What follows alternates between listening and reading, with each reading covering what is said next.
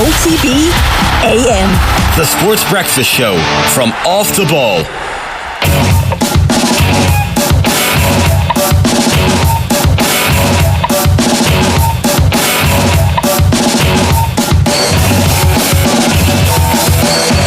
Yes, indeed, 7:30 on this Friday morning's OTB AM, the Sports Breakfast Show on Off the Ball. Myself, Shane Hannon, and it's Aisling O'Reilly alongside me this morning. Good morning, Aisling. Good morning, Shane. How's things? How are you keeping? Colm Buhig is also here. Good morning, Colm. Hi, Shane. You were just singing Wham there. I was, yeah. I feel like I have to mention Wham because you've done it the last 4 mornings, and this is to complete the grand slam of the week.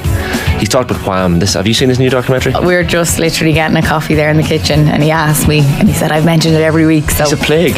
He's a plague. Like he won't drop it. I didn't have time yesterday evening to time. watch. That's done. What were you doing? We don't have time in the modern world. What were you doing? You'd make time if you wanted to make time. I did. What were you doing for an hour and a half? Otherwise, I was having a glass of wine. Were you? Well, perfect thing to watch it with. Unbelievable. I said to you yesterday, this is the last chance we can do this. I can't do this Monday. I know. Well, look at this. Look, Emma Carroll writing in. First comment. You've had a week, Shane. Yeah, you have had a week. Not angry, just disappointed. That makes me feel worse. It's the worst line. See, I've been watching Black Mirror. You can't just watch everything. Black Mirror will be there for you next week and the week after. But so the Wham doc. No, wham bam, it's done this week. It's not actually though, is it? It is, yeah. No, you just made that up. Discussion wise it is. Oh, discussion wise, okay. Right, but not it'll be there for me to watch, like. Ray Foley played the intro to Club Tropicana, and this guy won't even watch the documentary. Barely got the trailer out of him, like. Actually, I watched the trailer this morning and it looks great. Monaghan are in the All-Ireland semi-final. There is no time.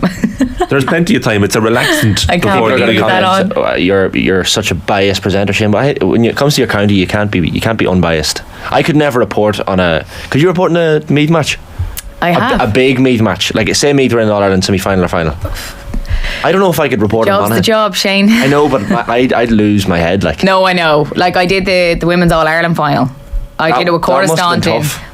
I cried. Yeah. And Cora said it on air. I remember that, he was crying beside me. I was like, Cora. Yeah, you're not supposed to hide me. But like, that was phenomenal. That was so out of the blue. It was just, yeah. That was when they beat the Dubs. First, that was the first senior All-Ireland after obviously that's fair enough. coming up from. But during the match, you kept your composure. Yeah. So it was just at the very end, final whistle scenes. Yeah. Started. Well, obviously your adrenaline is pumping. A little bit different than obviously when you're a neutral at a game. But do you remember the 99 final? Yeah, like I remember the scenes afterwards as well. We all went back to the county club in Dunshaughlin, and I remember meeting Graham Geraghty and Trevor Giles. Unreal. They're brilliant. That was the last. That was the last one, wasn't it? Yeah, big time. Must be nice. We need them days back. Must be nice. Shut up, Shane. Nearly 2. Yeah. It's so true. But that would have been 2 doubles in a decade. Oh yeah. Sean Boylan, the guru. He's involved this year, isn't he, with Colm O'Rourke in the background? Yeah, so he's in the background team. That's what's interesting as well, because he was in with Conor Laverty in the under-20s with yes, Down. Of course. So, yeah, there's a lot of familiarities, I feel, with Down and Meath. It's funny, isn't it? Yeah, and I never realised. We will get to we should more touch on that. We should touch on the maybe similarities. Or Mick McCarthy, did you hear Mick on, I don't know if you were on the Slight Tangent this week, because you know you're a trader and sometimes you go to last the PM week, show. yeah. Thanks again for paying attention once again. Of course. Thank you. But this week Mick was talking about the fact that he's a 38-year-old man who has a house and kids and a wife, and he Clare's loss last weekend just affected him for days. I was on with Pat Kenny yesterday talking about this, and I was like, as a grown man, sporting results should not impact me the way that they do, and I agree with Mick entirely here. Like, I get impacted so much. Say I'm on and win, I'm buzzing for days. If they lose, I'm so sad for days. It's like, it just impacts your mood, and sport shouldn't do that, but it's also, that's what sport's about, isn't it? Yeah. That's why you love it, yeah. That's why you love it. That's why you love and hate it. But yeah, there's just something about it that just sticks with you for days and days and days. So after this weekend, we'll see what mood I'm going to be in. But looking forward to the weekend, generally speaking. Keep the comments coming in on the YouTube, by the way. I think I'm going to go to the Dublin Monaghan game. Oh yeah? I think so. That'll be the best atmosphere, I think, of the weekend. Because the Tailteann Cup final will have a decent crowd beforehand as well. You'd imagine. I think it's a sellout. Yeah, nearly sure it's a sellout, or close to it.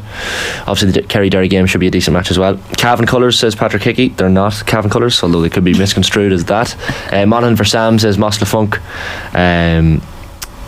Wham, what a show. Watch the Wham documentary, it's excellent, says Noel Cahill. What great taste Noel has. Yeah. It'll be over by half time. Patrick Campbell though says, hallelujah, this is the last day of discussion of Wham. Well, if you're going to have that attitude about Patrick, it won't be the last day. Yeah, fair. Shane says it'll be over by half time. Do you mean the Tailteann Cup final? I don't know. Certainly I know you don't mean the Dublin Monaghan match. Greg Caffrey, up down. And Huds says good morning up the kingdom.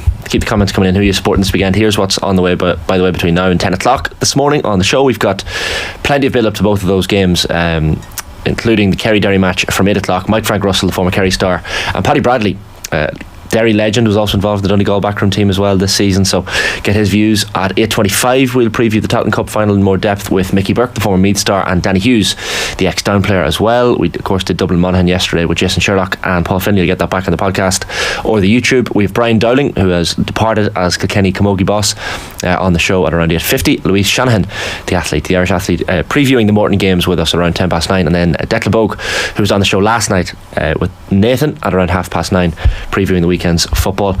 Guys, I guess the big story yesterday in world sport, certainly in football, was Dele Alli's interview that he did for the Overlap with Gary Neville. This was an incredible 45 minutes, wasn't it? It's unbelievable. Mm-hmm. When it popped up in the timeline yesterday morning, I was like, I knew nothing about this. Did you? There was no promo or no heard a thing. Throw ahead to it, and as soon as I saw the thumbnail of Dele and Gary talking, I was like, I'm going to be all over this, because I'm endlessly fascinated by that guy's career. Because when he, I suppose, correctly burst onto the scene, to quote Micah Richards, he was phenomenal. I hadn't really seen a player like Dele too much, because he was a strange one. You wouldn't really put him in any particular position. He played midfield, or I suppose he was best suited to supporting Harry Kane in a deeper role, but he didn't exactly dictate games in midfield, but at the same time he'd be up and down, and he was a flair player, but he would fly into tackles, but he had just a great knack of scoring really important goals, and some spectacular ones as well, and helped out with his fair share of assists. And like he said, one of the many brilliant quotes in the interview was people used to say I was fearless. It's I'm not fearless, and it's brave. Yeah. And that's kind of how you would have described him. And then the drop off was just nothing you've ever really seen in modern football anyway. So then I was just fascinated by what's happened to this guy. Has he just completely lost all motivation ever since Maurizio Pochettino left Tottenham? Yeah. And then there's that probably the most famous thing that's happened to Dele in the last few years was the Amazon documentary clip with he and Jose Mourinho. Mourinho saying you're 21 today, tomorrow you'll be 50, believe me. Called him lazy too, didn't he? No, it wasn't in that interview. No, he did refer to him as lazy, but then you see, as Dele alludes to in the interview with Gary Neville, a week later Mourinho apologised, but Amazon didn't include that in the documentary, so he felt he had an unfair edit. But that was about the only finger pointing that Dele did in the entire 3/4 of an hour with Gary Neville. But it's just a stunning example of honesty. And we were saying beforehand, it's I just don't think he would do that with a journalist. No, it was the fellow pro in Gary Neville, who I know is a media person now rather than a footballer, but it was still you're going to get this, you'll understand. But then the other side of it too is Dele saying this is probably too early for me to do this interview. He's only 3 weeks out of rehab in a 6-week stint in America, and I think he said ideally it'll be another 3 weeks before he do it, but he felt under pressure to get his story out there before the tabloids did, as he put it. It's so sad. Yeah, that he felt the need that he had to come out and say, imagine the tabloids, the rags, going to his agent saying we're going to publicise this, you need to do, to be forced into something like that is disgusting. But also he dealt with it so well in the interview, even when he's talking about going to training with Mourinho, and as he said, he doesn't blame Mourinho for any of this, but looking in the mirror at 24 and asking himself, can I retire? I'd love if Gary asked him about what did he feel in that one-on-one meeting where Mourinho wasn't critical of him, really. He was quite constructive, actually. He was saying I actually rate you very highly, but you need to make sure that you maximise your potential and talent. And I think Neville started asking that and then kind of went on to a different question in the same question, so I would have been interested to hear what he thought about that. But I was asking my brother-in-law as a season ticket holder at Spurs, obsessed obviously, and he was saying with Dele, even though he always seemed like a popular fella and he had loads of friends in the Spurs camp in England, he said there was always kind of a lonely, lost vibe to him. Even in the peak of his form in 2016-17, there was always something not otherworldly about him, but he seemed almost distracted at times, that he would just look into the distance, and it wasn't even hindsight. That was when he was being linked with Real Madrid, by the way, very fairly linked with Madrid. This guy was the real deal. He's the equivalent of I think Martin Samuel compared him to Jude Bellingham now. That that was the reputation he had. And like a spectacular player, like no more so than that goal at Sellers Park against Crystal Palace, flick over the head, Matt Le Tissier style. But then just crucial goals too, like I remember goal to Stamford Bridge and against Manchester United, and he was brilliant in the air. He's quite tall. And he just had a bit of an attitude about him. He didn't really care about reputation. Like there was a lot to like about him. Like a maverick, he's exactly a maverick. But the interview was incredible, because this time yesterday, I don't think a lot of people had much time left for Telly. And now he's like everywhere. Well, it all makes sense now. There's a moment, and most people will have seen it. I understand that some people won't have, but there's a moment in the middle of it all where Gary just asks him what's the story here, and he just lists off the childhood that he had, and at age 6 molested, at age 7 he's smoking, started smoking, like sent to Africa as well, by the way, at age 7 for discipline. So to think that he came from all of that and went on to do what he's done is just incredible. Like it's mind blowing that he was able to do that. Unbelievable. Like he's a raw talent, like that's evident in his play. But my God, just the mentality to be able to do that and everything that he's been through. I just think, Gary did so well in that interview, just the way he handled it, and he had such patience. And you often forget, I think, with Gary as well, that he is this ex-footballer and he's had this incredible career with Manchester United, but wow, he's an unbelievable broadcaster as well, you know. Because Gary didn't, and look, it's one of those type of interviews where you wouldn't need it, but he didn't have any notes in front of him. It was just a conversation between two people who clearly know each other from their time with England. And he was just so... He listened, Gary, like, you know, you got the sense that Delhi was opening up to him, and maybe mightn't, as you say, opened up to anyone else. Certainly not a journalist. Clearly sceptical of the media and journalists, and probably rightly so when you see the things like, you know, being forced to come out and talk about this when he was only in rehab 3 weeks ago. A tough life to be in as well, like in football, the way it's, you know, it's so uncertain. Feels like he needed a bit of stability, and that's when he thrived. And maybe moving clubs when managers left, like that had such an effect on him, it felt like. The sleeping pills thing was... I didn't realise the extent to which sleeping pills were used in football. Even Gary seemed like, this is... Footballers, you know, naturally are offered maybe sleeping pills by staff, you know, night before a big game or whatever to get to sleep. I hadn't even considered that as something that they might need. But as he described it, like, sometimes you'd have so much energy the night before a game and you have to sleep because otherwise you're not going to perform the next day, that he would take sleeping pills. But then when he says he was taking pills, he didn't put a number on it, but at 11 o'clock in the morning and just to get him through the day. And on his days off. To remove himself from reality. Like, from 11 a.m, that's insanity. Yeah, but it probably made a lot of sense to him at the time, like, which is the worst thing about it. He kept saying he was just numb. When people tried to help, or his family, when he said they were in a room literally crying to him, begging him, you know, telling them how important he was to them, everything, what he could do, and he just said he was numb to it all. But it's all he's heard as well, is like how much of a waste of talent he's been. So Gary Neville interviewed Alex Ferguson not too long ago for Lad Bible, I think. I remember. And he had the typical questions of like, the player you regret not signing. His answer was Paul Gascoigne, and there are parallels there. And then he said, was one of Gary's questions was, what player do you think is going to be a star? And Ferguson said, I thought Delhi was going to be, and I don't know what happened there. And that's like the godfather of British football saying that. And then that's magnified by, you know, a million, because it's happened to him all the time, like all the time. But the Gascoigne thing is interesting.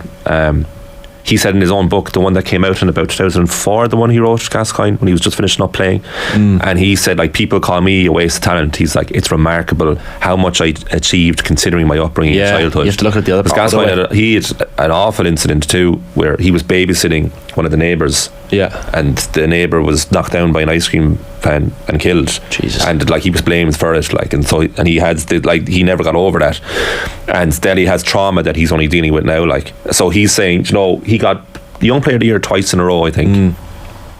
Linked to Real Madrid when at the time it made total sense. That World Cup in 2018. Started for England in 2018, and that was probably just past his peak. And that Tottenham side in the middle of the last decade, the one that came second to or third to Leicester in 2015-16, was a brilliant young talent side. It was kind of like the Leeds team of the turn of the century, and he was very much prominent in that side.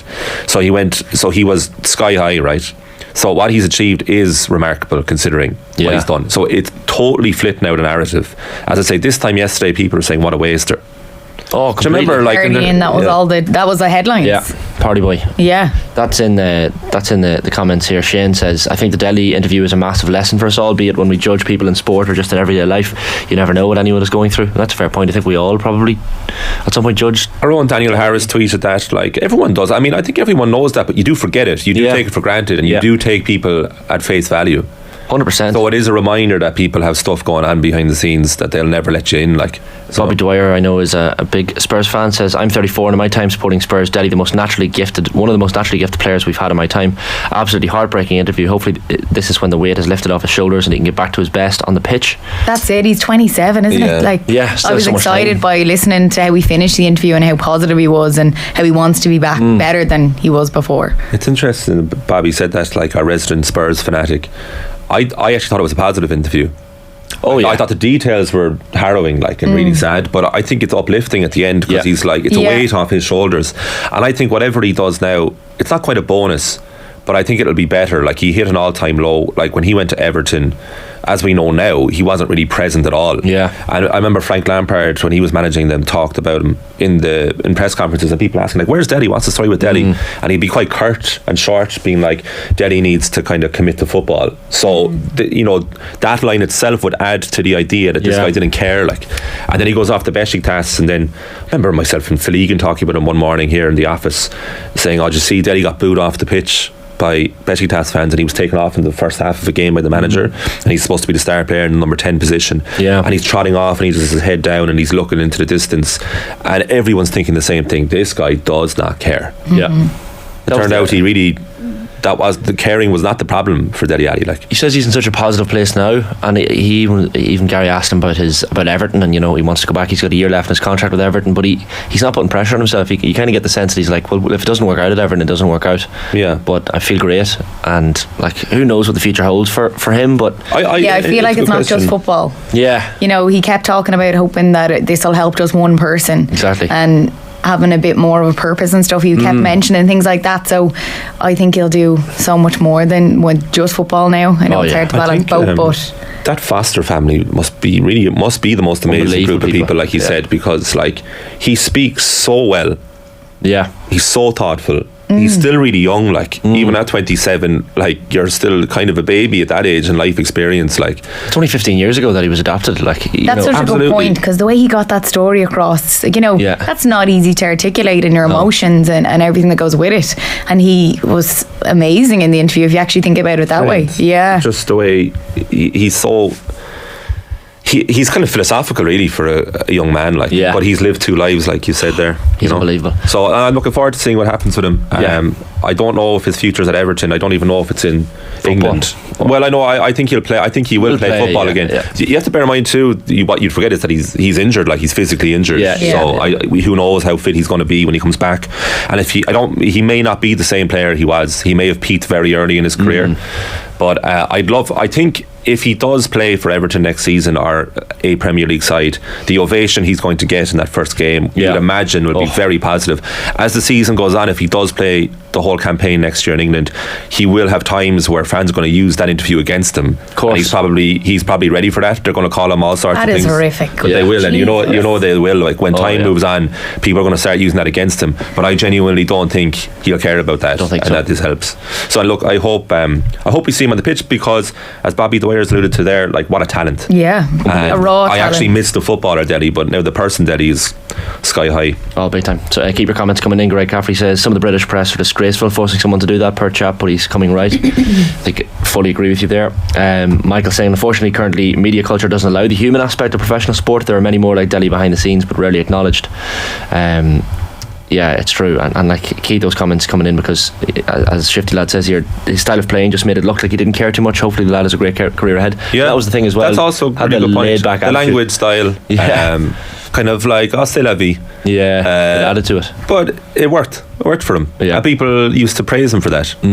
It's true. I encourage anyone who hasn't seen the interview, by the way, to give it a look on YouTube or wherever you watch it. It's all over the back page. It's like, I mean, what an impact that interview's had. Like, fair play to Gary Neville. It's unbelievable. Fair play for him and to Delhi as well for coming out and talking about it as well. A few other bits to get into. Two Irish clubs in action in Europe last night. Derry City frustrated beginning their Europa Conference League campaign at HB Tórshavn. 0-0 draw. Didn't play well by all accounts. accounts. Dundalk as well, the heat being a major issue for them, and a lot of chances for their opposition. One of the best team names, by the way, another scoreless draw here against Bruno's Magpies in the Europa Conference League first qualifying round. That was at Victoria Stadium, 0-0. Bruno's Magpies. I think Dan McDonald was on the show talking about them a year ago. Bruno's Magpies. Yeah, sound like a great pub team. How many times can I say that? They may be a pub team. They might be, actually. Yeah. I want to know more about Bruno's Magpies. Do we know where they're from? They're a Gibraltar team. Gibraltar. Okay. Gibraltar. What's the word there? How do you say Gibraltian. Gibraltar. We'll go with it. Yeah. The football team for Gibraltar, playing in the Gibraltar National League, formed in 2013. They're 10 years old. Oh, fair play. Initially, this is how they were formed: as a group of friends who drank at the Bruno's Bar and Restaurant bar in Gibraltar. Oh, I love them. Right. So now they're now my just in the last 10 seconds they've become my new favourite team. Yeah. Group of magpies drinking. There you go. That's lovely. In its first 2 seasons they were mid-table in Gibraltar's second division. Then they kind of moved up. This is amazing. Then a real estate agent in Gibraltar came on board as sponsors in 2015-16. Started to move to professionalise the whole thing. This is incredible. What a story. Group of mates just going drinking and setting up a football team, and now they're playing in the Europa Conference League qualifying.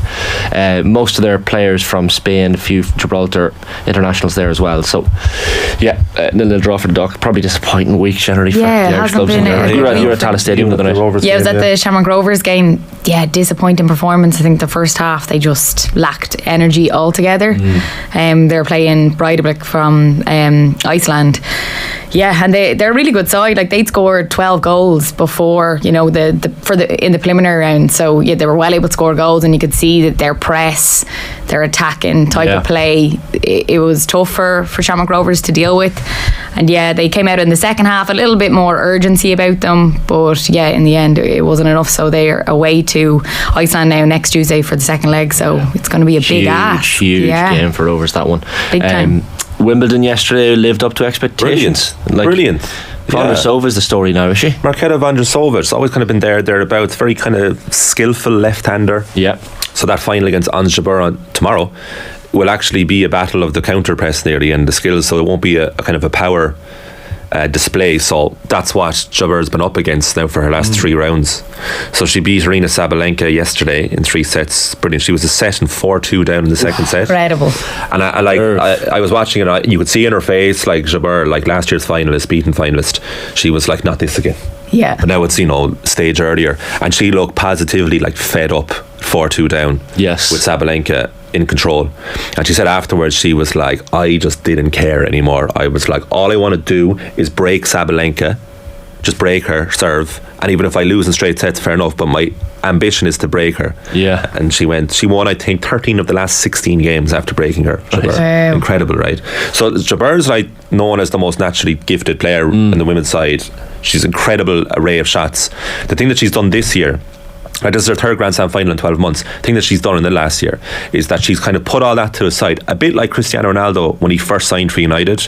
Was kind of, remember, all tricks, and Ruud van Nistelrooy would be rage and just get the ball in. And then Ronaldo ended up being the most direct player known to football. Yeah. So Jabeur's taken a bit of that and is just rally for rally now and just hitting winners and forgetting about the flair. She brings out the flair whenever she wants, every so often. So she should be a Grand Slam champion by now. She's added that ruthlessness to her game. But like, she was in danger yesterday of getting knocked out. She was in danger in the quarterfinals of getting knocked out against last year's winner, who she lost to in the final, Elena Rybakina from Kazakhstan. And Jabeur was ahead in both tie breaks of both first sets in the last 2 rounds and lost them.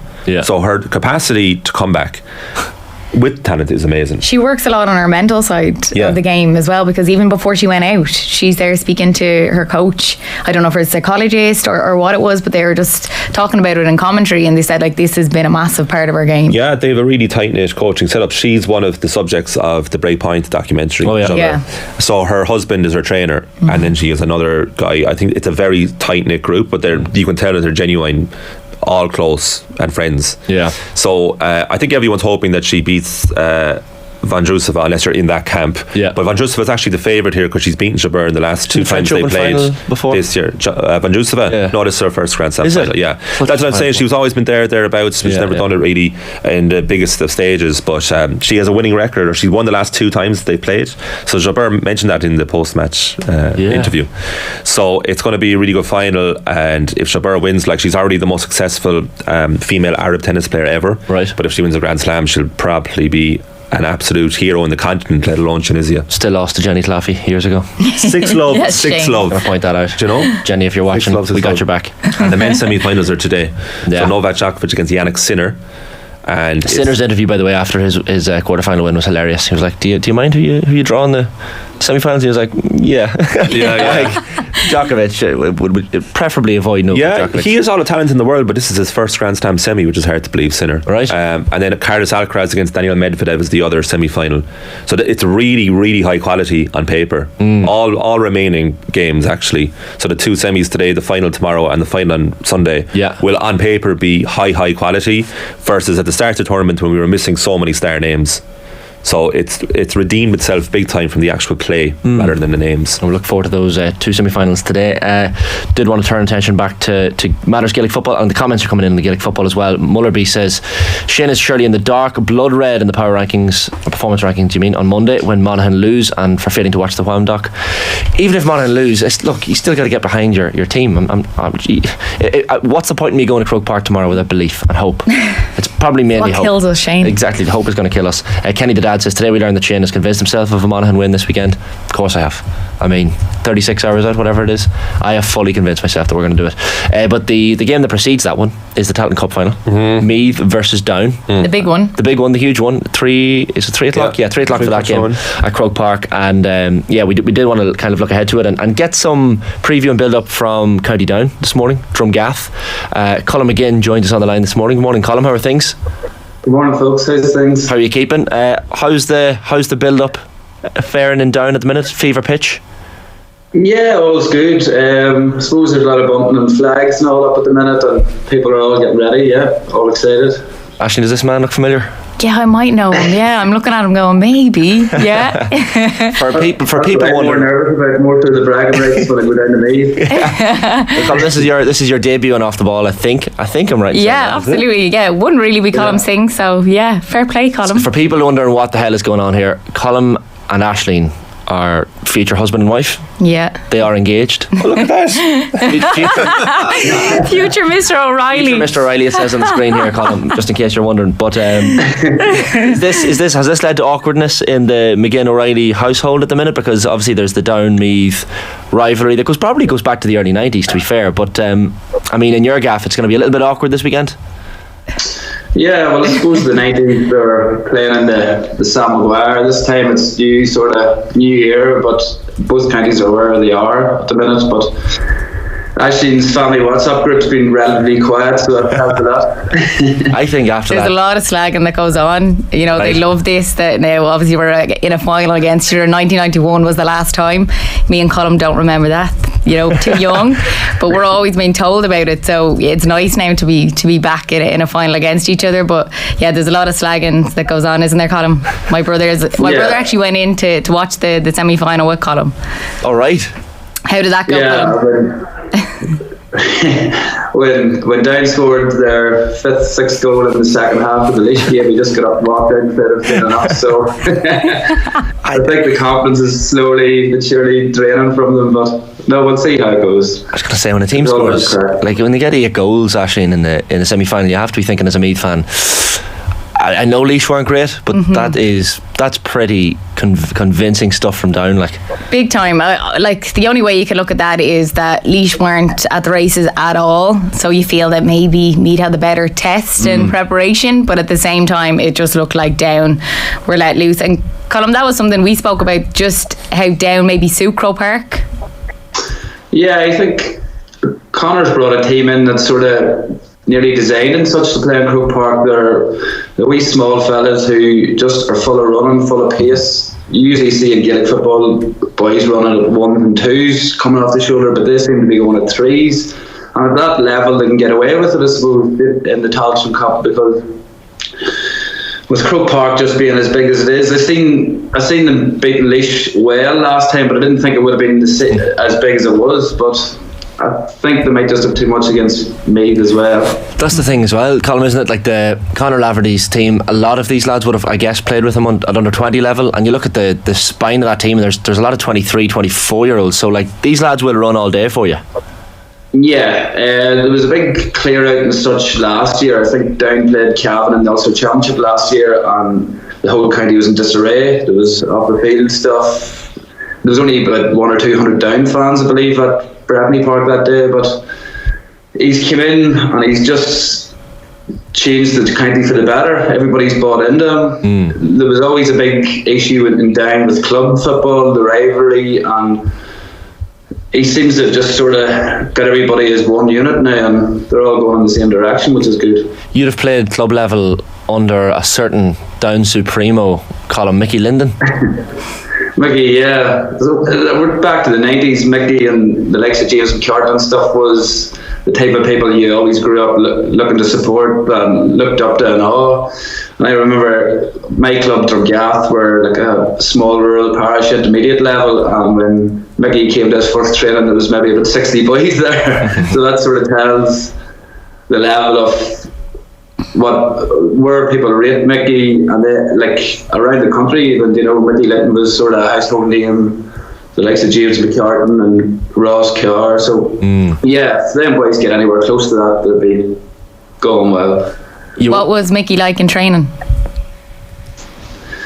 He was a gentleman. Like he never spoke about himself. He only talked to you about how he got prepared for games. But when he trained with us in his late 40s, early 50s, and he was still the fastest in the team. And he always dropped the shoulder of his trademark and put it over the bar from 45 yards out. So yeah, he was unbelievable. I know if my girlfriend was from Dublin, say for example, this weekend, and she was big into the GA, and after the match Dublin won, I would not be able to speak to her. So like, are the two of you the same? Like, what'll be? I presumably, but you're both going to the match. No, you're not going. So I know this is. See, I didn't go to the Armagh Monaghan game, and I was getting criticised for that. I can't go. I'm working at a different game. Fair, okay. Yeah, fair. I'm at Armagh and Cork, in the women's game on Saturday, and then Colm has a wedding, friend's wedding. Right. So the two of us are. Wow. We're both separated, but maybe that's that could be for the best. Will it be awkward? Like, will you genuinely have 5-10 minutes to kind of decompress when you first see each other? If one has battered the other in the match? I'd like to know, Colm, who will take the defeat better, in your honest opinion? That's a better way of putting it.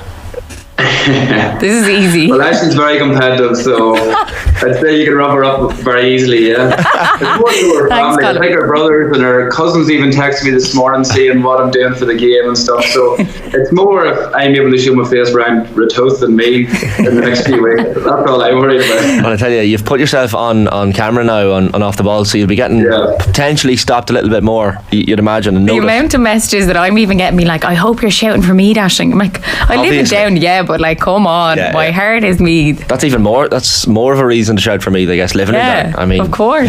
It's one of those awkward ones, I think, that hopefully you're both smiling and still friends and still going to get married at the end of all of this. That would we hope so. Be nice. They can't both be smiling. So there has to be a loser here. I knew Ashley. See, I met you, Colm, at the Tailteann. Was it last year, the year before? And like, that's right. In the build up to that, I knew there was a sense that Aisling was probably, after myself, the second most. No, you're probably more competitive than me, to be fair. Really? I'm pretty competitive, but like the smack talk that was going on, Tommy Rooney was involved in all this as well. But I just knew. So, Colm, like, you have my utmost sympathy this weekend. Yeah, Colm is very calm. He won't let much faze him. Maybe I show it a bit more. I feel like Down lads are all like that. Yeah. So Down lads are all cool, calm, composed. They always have been. Always. You think that's right, Colm? What do you mean? What do you mean always have been? Just even that 2010 team, just like Marty Clark and all these lads just coasting around the pitch. There was just something about them. There was an aura to that Down. You probably remember that 2010 final, Colm, do you? Yeah, I do indeed, it was sort of, as Aisling was saying, it was... I wasn't born for 91, and 94 came too early, so 2010 was probably the only Down team that we can look back nearly in fond memories, because let's not kid ourselves, the last 10-15 years, well, since 2010 it's been sort of poor. There's a lot of more emphasis on the clubs nearly, so hopefully the Tailteann Cup here might sort of change the direction for the better, Absolutely. Well, listen. You would know Brendy McVeigh, who played in goals that day. He works with Brendy. He's only after texting. He's tuning in here. The texts are going to start rolling in now, Colm. There's a shout just out. Before we go, I just have to clarify. Colm, are you Colm? Or Colm, yeah. Colm. COLM, yeah. That's the proper way to say it, isn't it, Colm?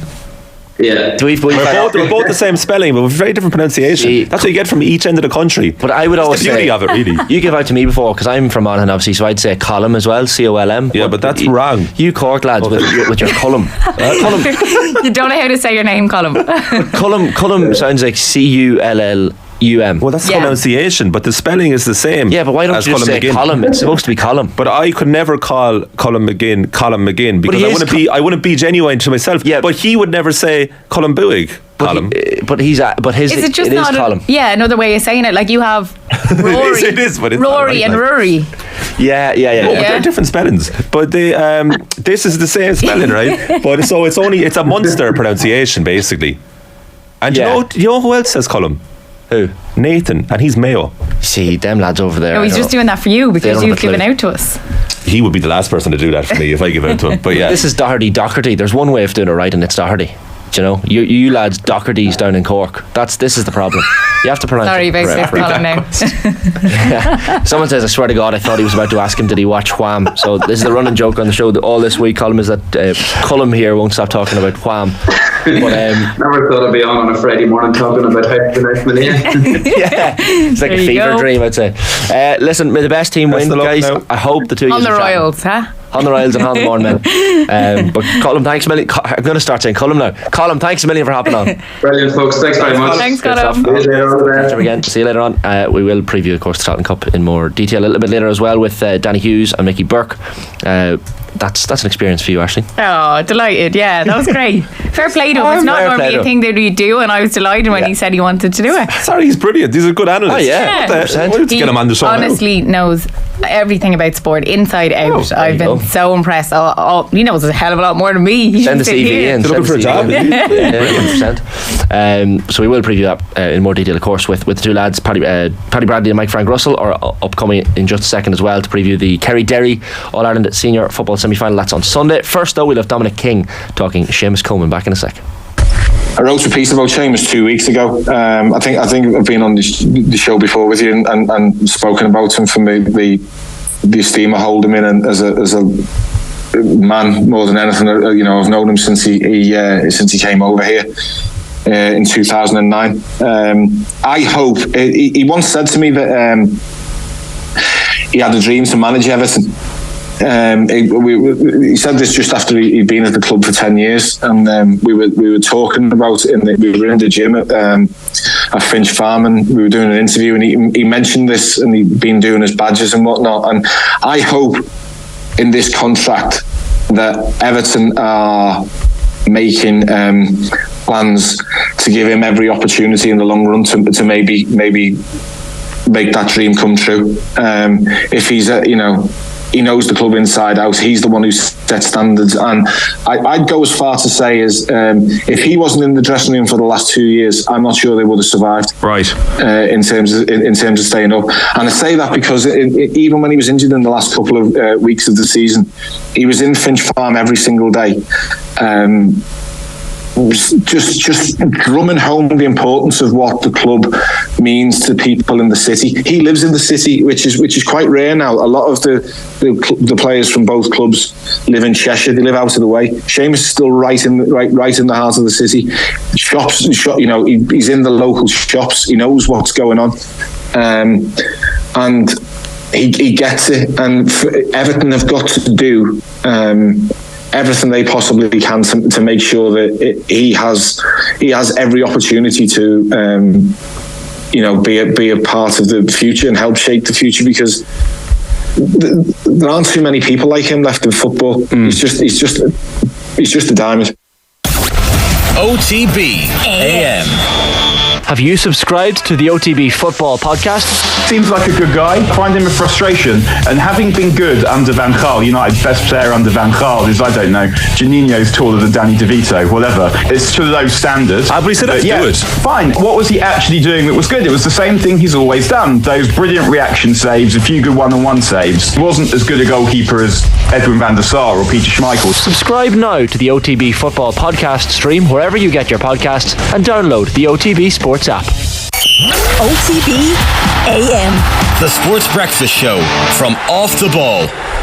8:09 AM on this Friday morning's OTB AM, the sports breakfast show on Off the Ball. Myself and Aisling with you through until 10 o'clock this morning. Time to turn our attention to stick with Gaelic football, but to the All-Ireland Senior Football Championship second semi-final on Sunday afternoon. It is the matter of Kerry versus Derry. Delighted to say we'll have Paddy Bradley on the line with us in just a second. We do have Mike Frank Russell, former Kerry legend, on the line with us this morning as well. Mike Frank, how are things? Morning, guys. Thanks for hopping on. What's the feeling in Kerry ahead of this one? Because I guess Derry, Ulster champions 2 years in a row. Not many teams get to do that, so you can't, I guess, get too confident ahead of this one. Although after the quarter-final performance, there must be an air of confidence in Kerry. Yeah, I think there's a lot of premature talk, really. I suppose going by the two semi-finals, Kerry Dublin. There's a lot of talk about Kerry Dublin final already, but I think there's been a lot of disrespect shown towards Monaghan and Derry. To be honest with you, Derry, they're back-to-back Ulster champions. They're back in the semi-final from last year. So look, it's going to be a new puzzle for Kerry. They got over Tyrone in the quarter-final, very impressive. But Derry, to me, there's something about them. They've been knocking on the door with a couple of years with these minors coming through. So it's going to be a big task again. And just mentally for Kerry, I think it's more of a mental thing this time because they had a history with Tyrone. But this time, Derry, there's no history between them as such. So it's a new puzzle to try and start for them to get their heads around. It's going to be tough for Jack O'Connor to get the players up again. So it's going to be a tough task, I think, The setup, Kerry very well gave Tyrone the kick out in the quarter-final and it worked perfectly. Obviously that strategy was something that they'd planned and built on. Do you stick to that sort of plan for Derry or do you change things up? Yeah, I was talking to one of the Kerry players last week and the word he used was patience, because I was actually up at the Tyrone game and they gave him the kick out, but I think it's going to be the same because Paddy Tally's come in as a coach for Kerry and their big emphasis is protect the D to stop goals, and Derry have got a goal in all their games this year apart from the Monaghan game and the round robin. So Kerry are going to set up to stop Derry getting goals, because I think Derry are going to need 2 or 3 goals to beat Kerry. I can't see Derry scoring 17, 18, 19 points. So I think Derry are going to have to get 2 or 3 goals. So Kerry are going, let's be honest, Kerry and Dublin, they're saying traditional teams, but they can play defences as well, which they did against Tyrone. And Kerry will be trying to protect that D again against Derry. Yeah, that was probably one of the most impressive things about Kerry in that quarter final. They scored 111 from turnovers. They probably did what Tyrone normally do to Kerry, and that's probably the influence of Paddy Tally in there as well. Absolutely, yeah. He's really come in and solidified the D. Tygmorley is sitting in front of the D now. Can Derry occupy Tygmorley on Sunday? Can they drag him out of there and try and open? Because I think Derry will try and hunt for goals. If Kerry can protect that, I think Derry have a great chance. But for me, Derry will have to get 2, if not 3 goals to beat Kerry. And even the midfield battle, that's one in particular I think there'll be a lot of eyes on. We talked a lot about it against Tyrone as well, and just look at the performances that the Kerry went on to have. Dermot was unbelievable in the middle that day. He picked up the man of the match. Obviously with Derry, people say that it's one of the best midfields in the country. That's probably going to be one of the main parts of the game, the winning and losing of it. Yeah, Conor Glass and Brendan Rodgers, they're coming up with big scores, but the last day, Dermot O'Connor, I suppose, from us Kerry people watching him, he became a man. He came of age. We knew he had this potential, and he just really took over the game. And so it's going to be fascinating. A big step up now, another step for Dermot. Can he go again against probably the informed midfielder of the last 2 or 3 years, Conor Glass? So it'll be fascinating. Going to be very interesting. Brendan Rodgers will have to be watched as well, because he's going up scoring freely as well, and he's a big weapon on the attacking side for them as well, So Jack Barry will have to be able to track him as well. It's an unchanged team from Kerry for this one as well, Mike Frank, and I know Killian Spillane, I think, is one of the Spillane certainly left out of the panel, but the fact that he's gone with an unchanged team, albeit we kind of sit and wait in Croke Park press boxes waiting to see will there be any changes before throw in, but even looking at that Kerry half back line, the importance of them, Paul Murphy, Tig Morley, Gavin White, have been brilliant, and they've been a crucial cog in this Kerry team the whole year. Yeah, I'm actually surprised Killian Spillane, he's back training, hasn't made the panel. I'm a big fan of Killian. The last number of years, I suppose he's been labelled now as an impact sub, a super sub, but he's always produced when he's come on. So I think when you come to this stage of the championship, he has that bit of experience. So to me, I think on Sunday, I personally think it's going to go down to the last 10, 15 minutes, and you're looking at Kerry's benched in, possibly the likes of Killian Spillane, when he's not there now, but Tony Brosnan, these guys. But yes, that's just one thing. We're going back to the half-back line. They've been playing very well, especially Gavin White. He has pace, he's counter-attacking, he's bringing the ball in up the field. So the Derry half-forward line are going to have a busy day tracking them. But on the flip side, the Derry half-back line, Garrett McKinless, these guys, they I suppose the 4 teams left are probably the paciest counter-attacking team in the country, in my opinion. They're transitioning very quick, so Kerry half-forward line are going to keep tabs on them also. So there's a flip side to it, you know. Declan Bogue was on the show last night with Nathan. He was making the point he feels Shane McGuigan is more important to this Derry team than David Clifford is to the Kerry team. What he means by that is, I guess Clifford has a lot of star power around him. Seanie O'Shea chips in with the scoring as well, obviously from play and from place balls. But would you go along with that McGuigan maybe is more important to Derry than Clifford to Kerry? Possibly, yeah. I nearly agree with that, because as I said already, I think to me on Sunday, Derry, I think they need to bring just something different. I'm going to be looking at like the Kieran McFall, Ethan Doherty's, Niall Toners. Can they help Shane McGuigan to chip in with an extra 2 or 3 points? Because when you get to this stage of the championship, Clifford has a support cast too, which is absolutely brilliant. And same with Doug McConnell. Can Shane McGuigan get some help on Sunday? Just, because he's going to be a mark man, these guys, these marquee forwards. But I think that Derry have to bring something different in forwards this Sunday to help Shane McGuigan, but to see how important he is, absolutely, Yeah, at the start of the season, I wondered, can Shane do it in these big games? And my God, literally every game he has stood up for them. I think he's still top scorer now at the minute. But probably the fear there for Derry is that David Clifford didn't have his best performance the last day. Yes, he had this unbelievable kick from the sideline, what a pass, but he probably wasn't at the heights that he's normally at, and that'll probably be one of the factors of the game. Who do we think will pick him up? Probably Chrissy McKay. It's fascinating, yeah. People are saying, I suppose you're coming to expect David now to be scoring off the charts, but I actually thought he played well. He drew a lot of attention. There was 2 or 3 drawn towards him the whole time, so it freed up a lot of the Seanie O'Shea's and these guys. So I think if Kerry win the next day and Jack O'Connor, David Clifford has done a job of attracting attention and the other fellas get loose, so be it. Kerry would be happy to take that too. But yeah, the matchups will be fascinating, I think. What we're hearing is Paddy might know more there about it, but it looks like Chrissy McKay is going to pick up David Clifford. What I like about this Derry team too, they're very adaptable. If you go back to the Shot Neal club team, Brendan Rodgers played fullback, Chris McClay used to play centre back and used to pick up Diarmuid Connolly for St. Vincent's. So are Derry going to throw a cat among the pigeons and change a few positions around? But at the moment, what we're hearing is going to be Chrissy McCaig and David Clifford, so that'll be a fascinating duel. Conor McCluskey could be picking up Seanie O'Shea, Padraig McGrogan and Paddy Clifford. So, but Derry, in their defence, they're adaptable. They switch positions. So, are they going to throw a curveball and try something different? We do have the former Derry star forward Paddy Bradley on the line as well. Morning, Paddy. Mike Frank was making the point there at the outset that there's been a lot of disrespect afforded towards Derry and Monaghan in advance of these semi-finals. A lot of the papers and a lot of the pundit opinions being that it's already essentially a Dublin Kerry final. Has that attitude been picked up in Derry? Is this a siege mentality thing that might be used by these teams, by both Derry and Monaghan?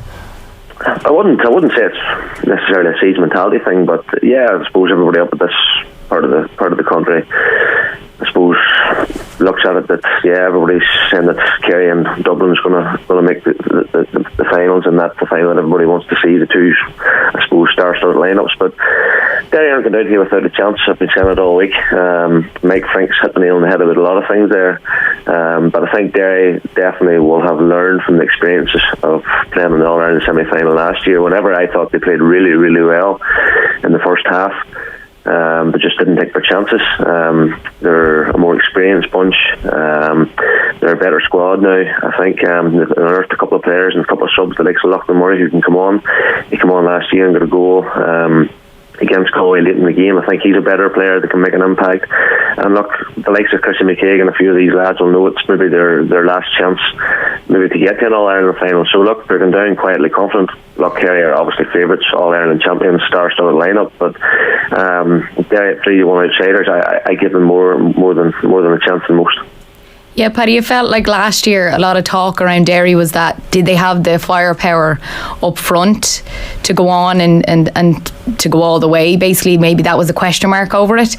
Do you feel that Derry are in a better place now than they were this time last year?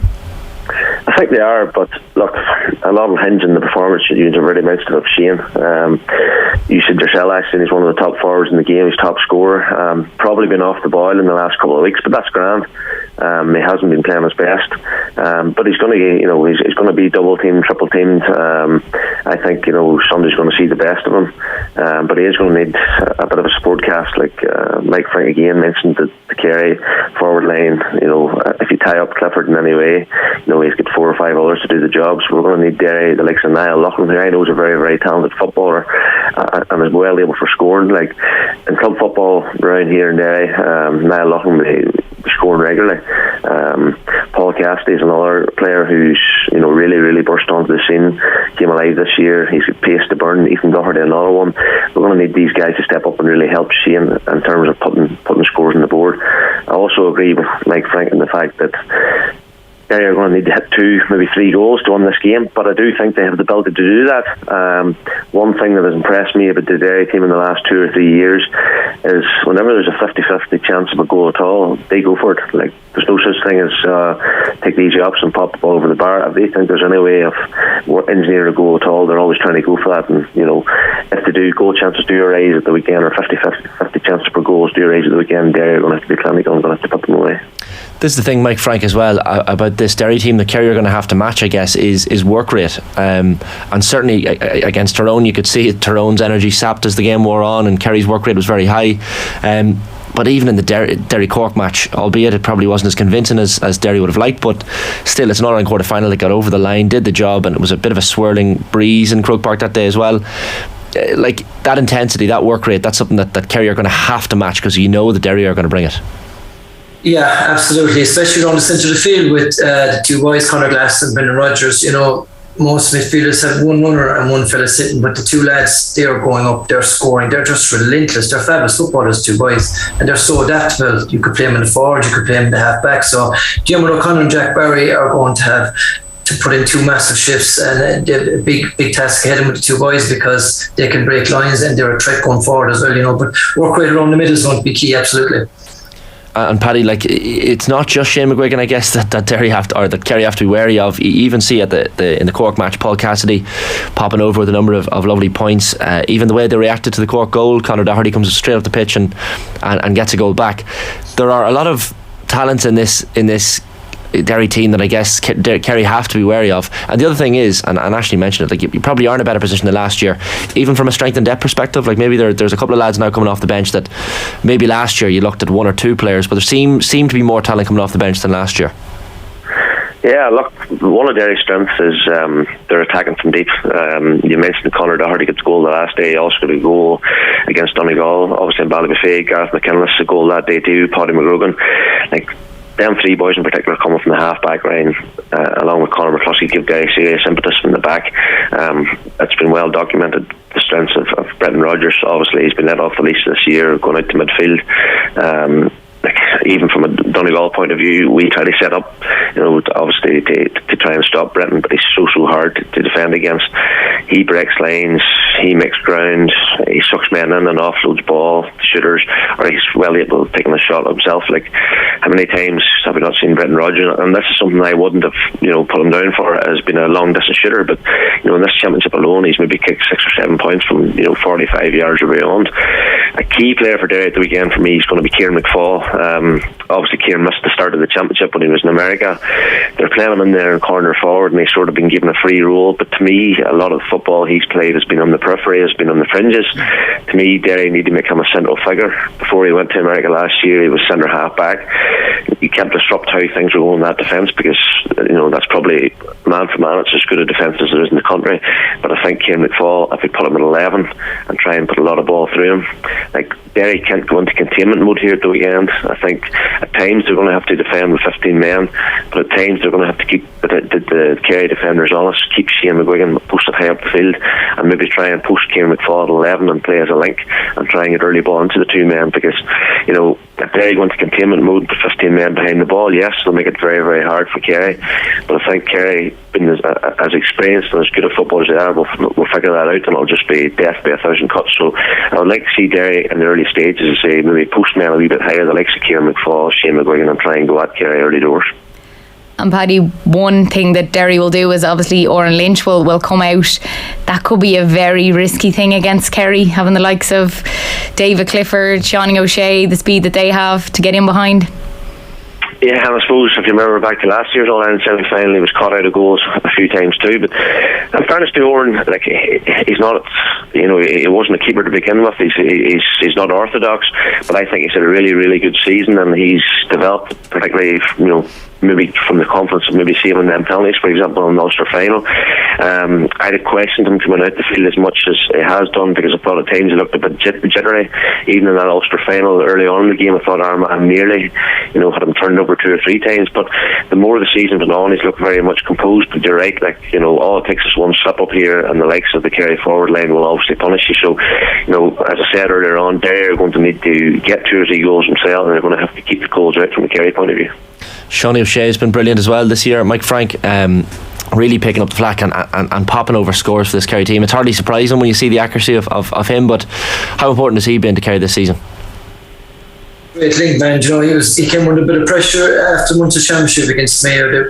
His form dipped a bit, and the link from the half-forward line to David Clifford maybe wasn't there that day, but he's really picked up now against Louth and Tyrone Leicester. He's really seems to be a different player, more energy, and they'll need that against Sunday, because he's going to have to be tracking, he's going to have to be linking the play. So great. And at times they put him into the full forward line as well, the last day. So it's something that he's played inside all these clubs. So he's played inside with David Clifford as well as a scorer. A lot of people around the country would see him as a link in the half forward line, but he's well able to post up in the full forward line as well and play inside with David. But yeah, playing well. So 1-4 is very hard to do on his own. So look, Kerry have 2 or 3, and I think you need that before you get in the championship, But yeah, hopefully Shawnee will continue that now Sunday, Before we get your predictions, I should ask you, Paddy, about the year just gone, as you mentioned, with Donegal. I know you're in the part of the management team with Paddy Carr, who of course stepped away, and then Aidan O'Rourke. It was a funny year in Donegal, but how do you feel off the back of it now? Because I guess there was just a lot of complications for you lads as a coaching team when you see what happened across the year. Look, probably a lot of internal issues, challenging enough. Look, as a management team, we tried to not let that affect the dressing room. There's probably no doubt that it did in some small part, but probably the biggest barrier to success we've done all this year was the amount of injuries we had and the amount of men that opted out in the panel for different reasons. I think I said the other day, from the team that played Derry in the group stages compared to the team that played Derry in the Ulster final last year, there was maybe 9 or 10 men missing, and there's no county can stand that loss of players. And the good thing about Donegal, we went a bit of a run, we restored a bit of a pride maybe throughout the qualifier series. I was very, very disappointed with how it ended against Tyrone. I just felt we were very, very poor on the night, and sometimes that happens, but they did unearth a few players, the likes of Keelan McColgan, Mark Kern, Rory O'Donnell, obviously Oisin Gallen get a full year under his belt injury free, and if they are fit to get in the players that are injured, the likes of the Michael Langens, the Jason McGee's, the Owen McFadden Ferries, Patter Muggins, the 2 O'Donnells that went to America, Ryan McHugh, like Donegal will be in a very, very healthy position moving into the next season. It's a strange county in the sense that we even spoke to Davy Burke about this. Like Roscommon, for example, fans absolutely love their football. In Donegal, it's like fever pitch, isn't it? It's on another level. You've got the radio stations, and I think you've referenced this before, the radio stations, the newspapers, the local columnists, everyone having their say. So there seems to be a magnifying glass on Donegal football every year. There's a lot of pressure. Yeah, look, to their credit, the Donegal people are mad about the football, and I get that. And look, in terms of myself and Aidan, two outsiders coming into the county, the support we received was phenomenal. I must say the support at the matches was brilliant. Like, even in the bad times, and throughout the National League campaign, the people that were coming to support the team, and even coming after the game to the players and that to keep the head up, they're brilliant people. That's just the warmth of Donegal people that everybody's well aware of. But as you say, there's just so much scrutiny on the players that sometimes it's a wee bit unhelpful. I'm not used to it here in Derry. Like, we have one paper, the County Derry Post. We don't even have a radio station. Whereas if you go to Donegal, you have Ocean FM, you have Highland Radio, you have the Donegal Democrat, the Donegal Times, and Shown, all these different papers and all these different columnists. And it's, as you say, it's nearly as if everybody has an opinion. Everybody has a different opinion, and that can be a challenging enough environment for players, to sort of prepare them. But the players, in fairness to them, try and not take that on board. But this year, just given all the other stuff going on in the background with the county board, with the academy, it was just a very, very challenging year. And I'm sure it's one the players will be keen to sort of put behind them, and they'll be wanting to regroup and restart off and try and get everybody back rolling in one direction again next year. Lads, prediction time. We'll go to you, Mike Frank, first. Who are going to be the two All-Ireland finalists, I guess, is the question at the end of this weekend? Well, you'd like Kerry to be anyway, but a tough semi-final coming up for sure. I think Kerry will try to get ahead early and set the terms of engagement, but Derry will be trying to keep it tight, I think. 60-65 minutes. And then I'd be worried, to be honest, if it's tight, because Brendan Rodgers and Conor Glass are such good footballers. They will maybe need one opening and they could protect that lead then. But I think you have to look at Kerry's bench then if it's tight and it's going down the stretch for 60-65 minutes. Tony Brosnan's and these guys, So look, I think Kerry by 2 or 3 points, but I'd be expecting the bench to get us over the line. That's hopefully. And will it be Dublin or Monaghan playing them in the final? Dublin, you would think, but I think a very tough semi-final coming up there as well. Monaghan in the last 4 competitive games, they've beaten them 3 or 4 times, but Dublin looked ominous against Mayo, so you would have to fancy Dublin, but maybe just about. Paddy, you going along similar lines here, or are you gonna change it up? No, you're gonna say it's my heart around my head here, but I'm gonna go for a shocking Derry to win this one by the smallest of margins. Unlike what Mike Frank says, I think they're going to come out of the blocks early here and try and get a bit of a lead. They're good front runners. Whenever they do get a lead, they tend to suck teams on and hit them in the break. I think, look, in terms of defensively, I think they match up really well against the Kerry forwards. There's no doubt that Kerry forward on their day can clean anybody, but I just think Derry will be defensively sound. I think a lot will hinge on the performance of obviously Shane McGuigan, Kieran McFall up front, but I think the likes of Paul Cassidy and Ethan Doherty provide lots of pace, with pace coming from deep. Obviously the likes of Glass coming late from midfield, Brendan Rodgers. I think we have the ability to get goals, and I think we will get into an early lead, and I'm hoping we'll hold on to it.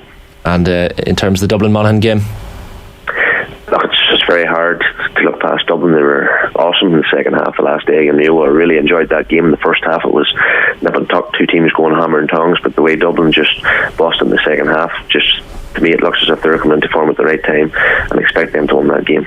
Hopefully 2 cracking semi-finals regardless. Listen, lads, thanks a million for hopping on. Mike Frank Russell there. 2 legendary forwards of the game, Mike Frank Russell, Kerry forward, and Paddy Bradley, obviously formerly Derry. And Paddy, should mention as well, has teamed up with AIB ahead of the All-Ireland Football Championships this weekend. For updates on the match, exclusive content and behind the scenes action from the Football Championship, follow AIB GA on Facebook, Twitter and Instagram. The comments are coming in as well, Ash, on the matches. Someone says PWGC says people up north pronounce Fionn as Finn, the rest of Ireland pronounce it Fionn. Shows how location affects how Irish names are pronounced. I've always said Fionn. I'm from Fionn. Yeah, I would always said Fionn. Yeah, I don't think I'm from Monaghan, and I would always say Fionn, so I don't know if that. I do find there's definitely different names. Like I mentioned Rory and Rory. I rarely meet anyone up north with Rory. It's always Rory. And then Cahill and Cahill, but it's spelled the same way. What way do you say that? Cahill. But I haven't met anyone up north that's not Cahill. I always say Cahill, and the only person in the office who, when Cahill Milani comes in, I call him Cahill, and everyone's like, it's Cahill. I'm like, Jesus, I have to bend my mouth to say Cahill. Yeah, I honestly have to think when Colum's friend is called Cahill, and I always think about it before I say it. The same with Rory, because I'd always go Rory, and they're like, it's Rory. Yeah, you have to change it up. It's not an easy one. Keep the comments coming in the two matches. How do you see these two games going? Like, are you going by the book, Kerry? Yeah, I think. I think my head is saying Kerry Dublin, but if there's an upset, I think it's in the Derry Kerry game. You know, that's a really good point by Paddy there, that, you know, Derry did get these leads. They used to come out of the blocks flying and get these early leads. Didn't see it in the last game, but maybe that is going to be a tactic, and I think if they're going to beat Kerry, it has to be. It really does.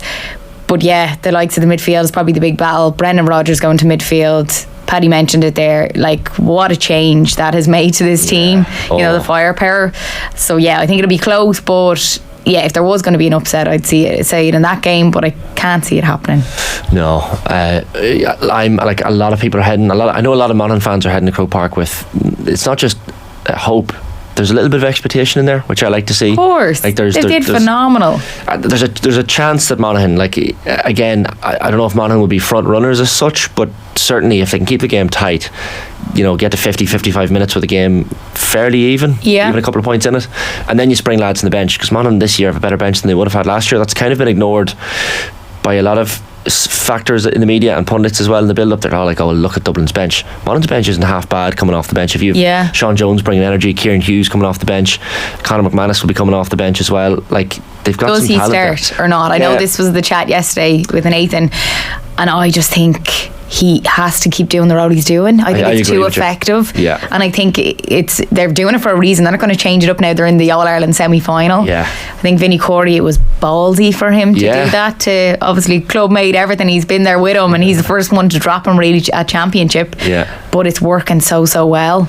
And I understand the danger of you could say, oh, what if Monaghan aren't in the game? You know, if you leave him on the bench and then at 40-45 minutes you bring him in, but Monaghan are already basically have the game lost, there is a risk there. But I think Monaghan will trust themselves. If Vinnie Corey will trust these players to still be in the game by that point.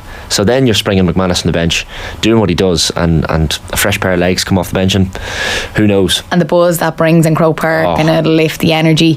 And tactically, I think Vinnie Corey is really, really sound. Like, he is really, really good. We've seen it throughout the championship. So I think there's a good plan in place there. Maybe they might play a bit safe to begin with, and maybe spring him off the bench then when they need it. I don't know how many Monaghan fans. I'd say you'd probably have about 30,000 Monaghan fans, half the county nearly. And where are you sitting? Hogan Lower. Oh, so, God, right in the thick of it. Right in the thick of it. But I know a lot of maybe me even Down fans might support, if they're staying on, might support Monaghan. Yeah, sure, me fans will be supporting Dublin. Me fans supporting Dublin. Oh my goodness. Not a chance. Yeah, like, definitely, that's true. There will be, like, everyone loves the underdog. Completely. You know, they do, and that's what sport's about. We live for the underdog coming out on top, I think. So exactly.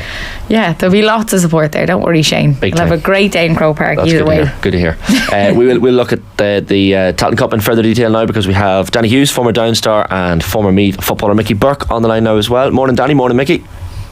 Morning. Thanks for hopping on, lads. Danny, you might start with yourself. We were chatting to Colin McGinn a little bit earlier, Ashleen's fella here, about the atmosphere in Down.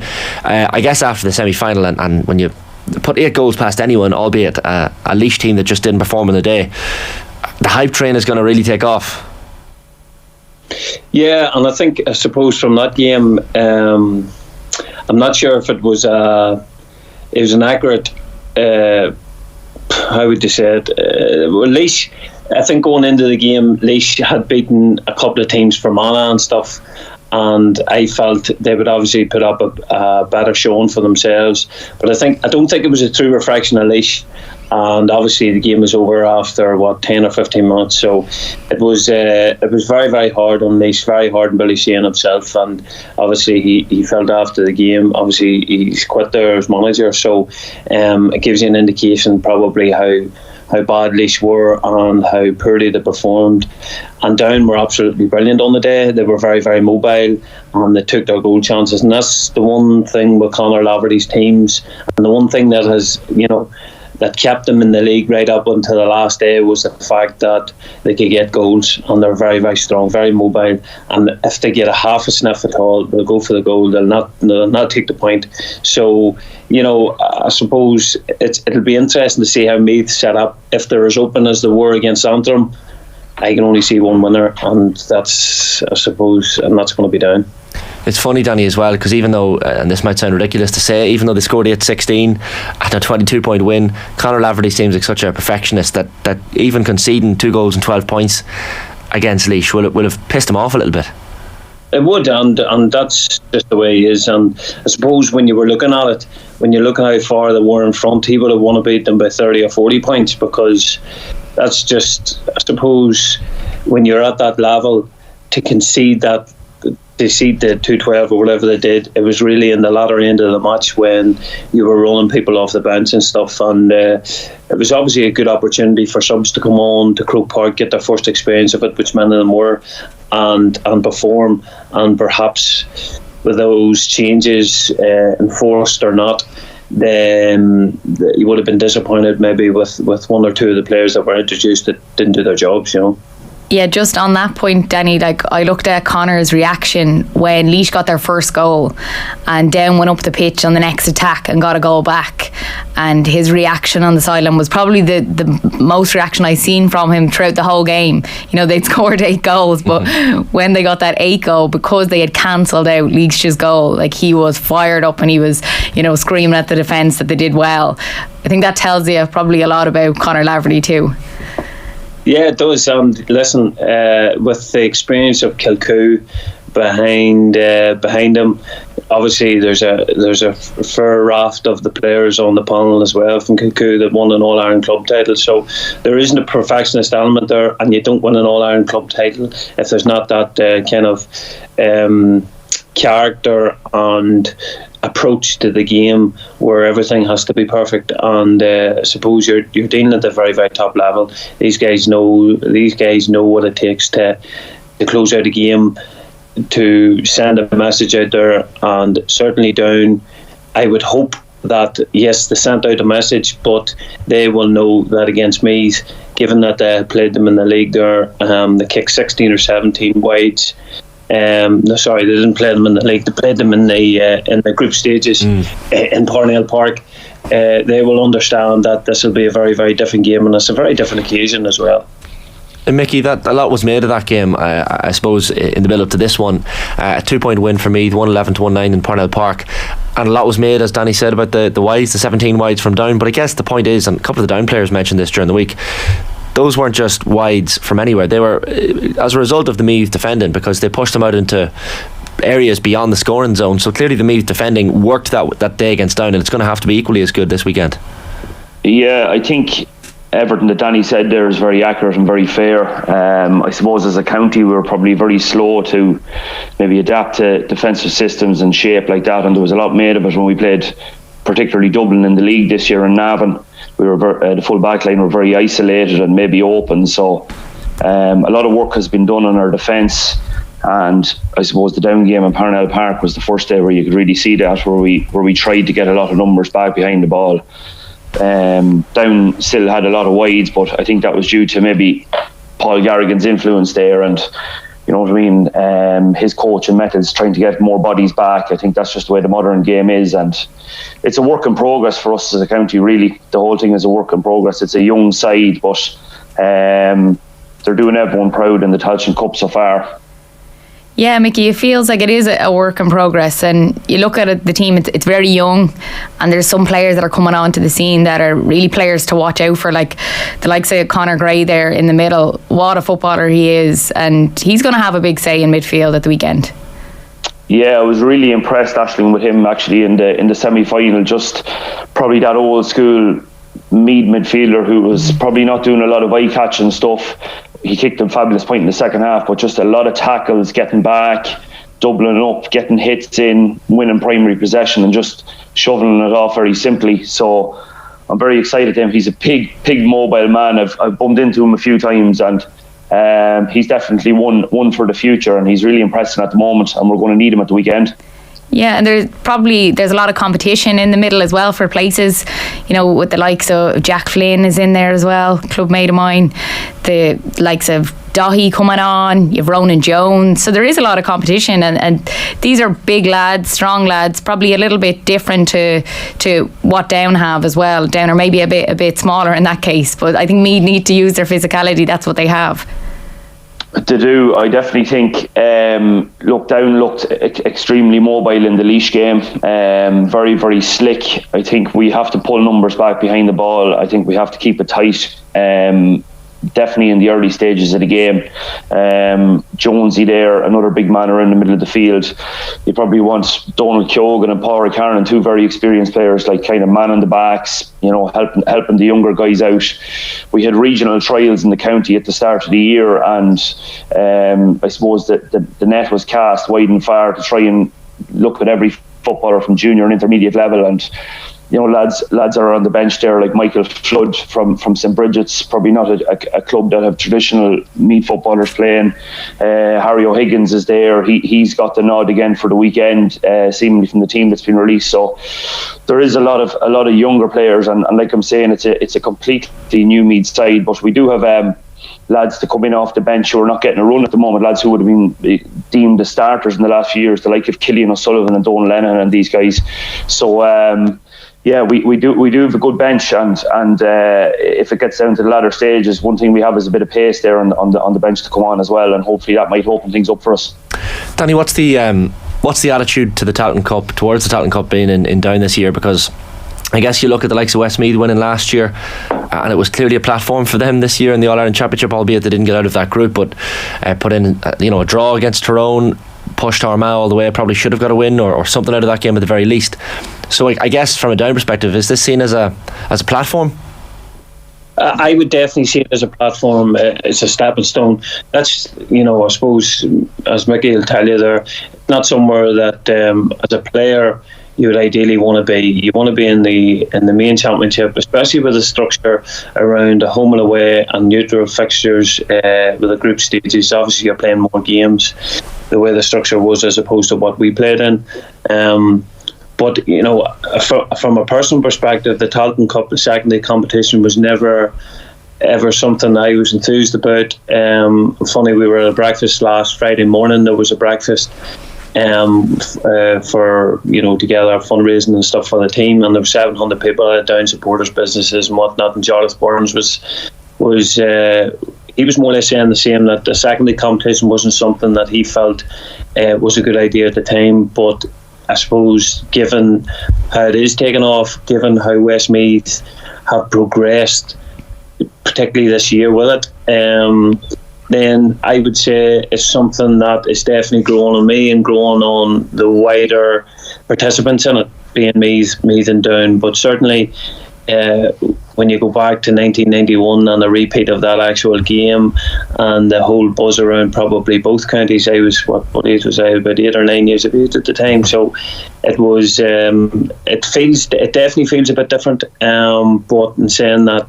as you say rightly, it's a stepping stone, and Meath showed the way. Westmeath showed the way, how they can build on it and develop. But that's no guarantee. But it gives them a certain entry into the main competition next year, and that's a good thing for both sets of squads and both sets of players. Because as we know, even look at Cavan this year. There's probably favourites to win the competition along with Meath. Down being there as well, and beaten in the quarterfinals. Absence of players and stuff. So, listen, it's a stepping stone. It's not ideal where we want to be, but rather in a semi-final with Monaghan and Dublin tomorrow. But it is what it is. It does feel that it's taken people a bit of time to come around to it. I still don't think everybody has came around to it. Is probably the feeling. Mickey, what do you think it's like in Meath? Are people backing it? I think it was probably slow, Aisling, at the start. Even I actually met Barry Callahan for a coffee. He just was in front of me at the very start. It probably was a week maybe after the Offaly game, and spirits were probably low as a snake's belly as a county at that stage. And just asked him how was things, and he was in front of me in the queue, and he said, "Look, Mickey, the Offaly game was a low, and look, this is not where we really want to be, but it's where we are, and we're going to do our best in it." And I think the lads have shown that it's given us a bit of momentum. We need games. The boys need games and need exposure to play in championship games, and it's amazing what a bit of confidence and a bit of momentum can do. Like Danny rightly said there, look at Westmeath this year. I've got to bounce off it, but hopefully Meath supporters will come out on Saturday and cheer the lads on. It's bringing back memories of 91. Like I said, like Danny said, I was too young for that as well, really. But both very traditional counties, and both counties that love football, and I suppose it's very important for both counties to try and get a win. Danny, the pace in this Down team is one thing that's been focused on a lot in the build-up, and rightly so. And this is the thing as well. The average age of the team, I don't know what it is, but a lot of the players seem to be 23, 24. The average age is probably as low as a snake's belly, as Mickey might say. Why do you compare Mickey? Say that again, Danny. Are you comparing Mickey to a snake? Would never do that. No chance. I'm just going to use that phrase in my everyday life now. As low as a snake's belly. I've never heard it before. But that is something that we should focus on, Danny, isn't it? The youth in this team, and we mentioned earlier in the show, Conor Laverty, I guess, has brought a lot of these lads through from 20s, and there is that youth, and I guess relative inexperience of playing in Croke Park is one way to look at it, but also just the absolute confidence of youth. Yeah, absolutely, and there's freedom with how when young guys come into the squad. I've seen it over the years, and then think back to me coming in at 20 years of age. There's a freedom, and there's you don't worry as much about what people think. You don't worry as much about your performances, and it's a freer performance in a large way. Especially people that's just onto the panel, they're really nothing to lose, and it's about making a name for yourself. And that's from a personal perspective. Now, Down, you have the crux of a large number of players that are on the panel have been there last year in bits and pieces, maybe the year before in bits and pieces on the Paddy tally.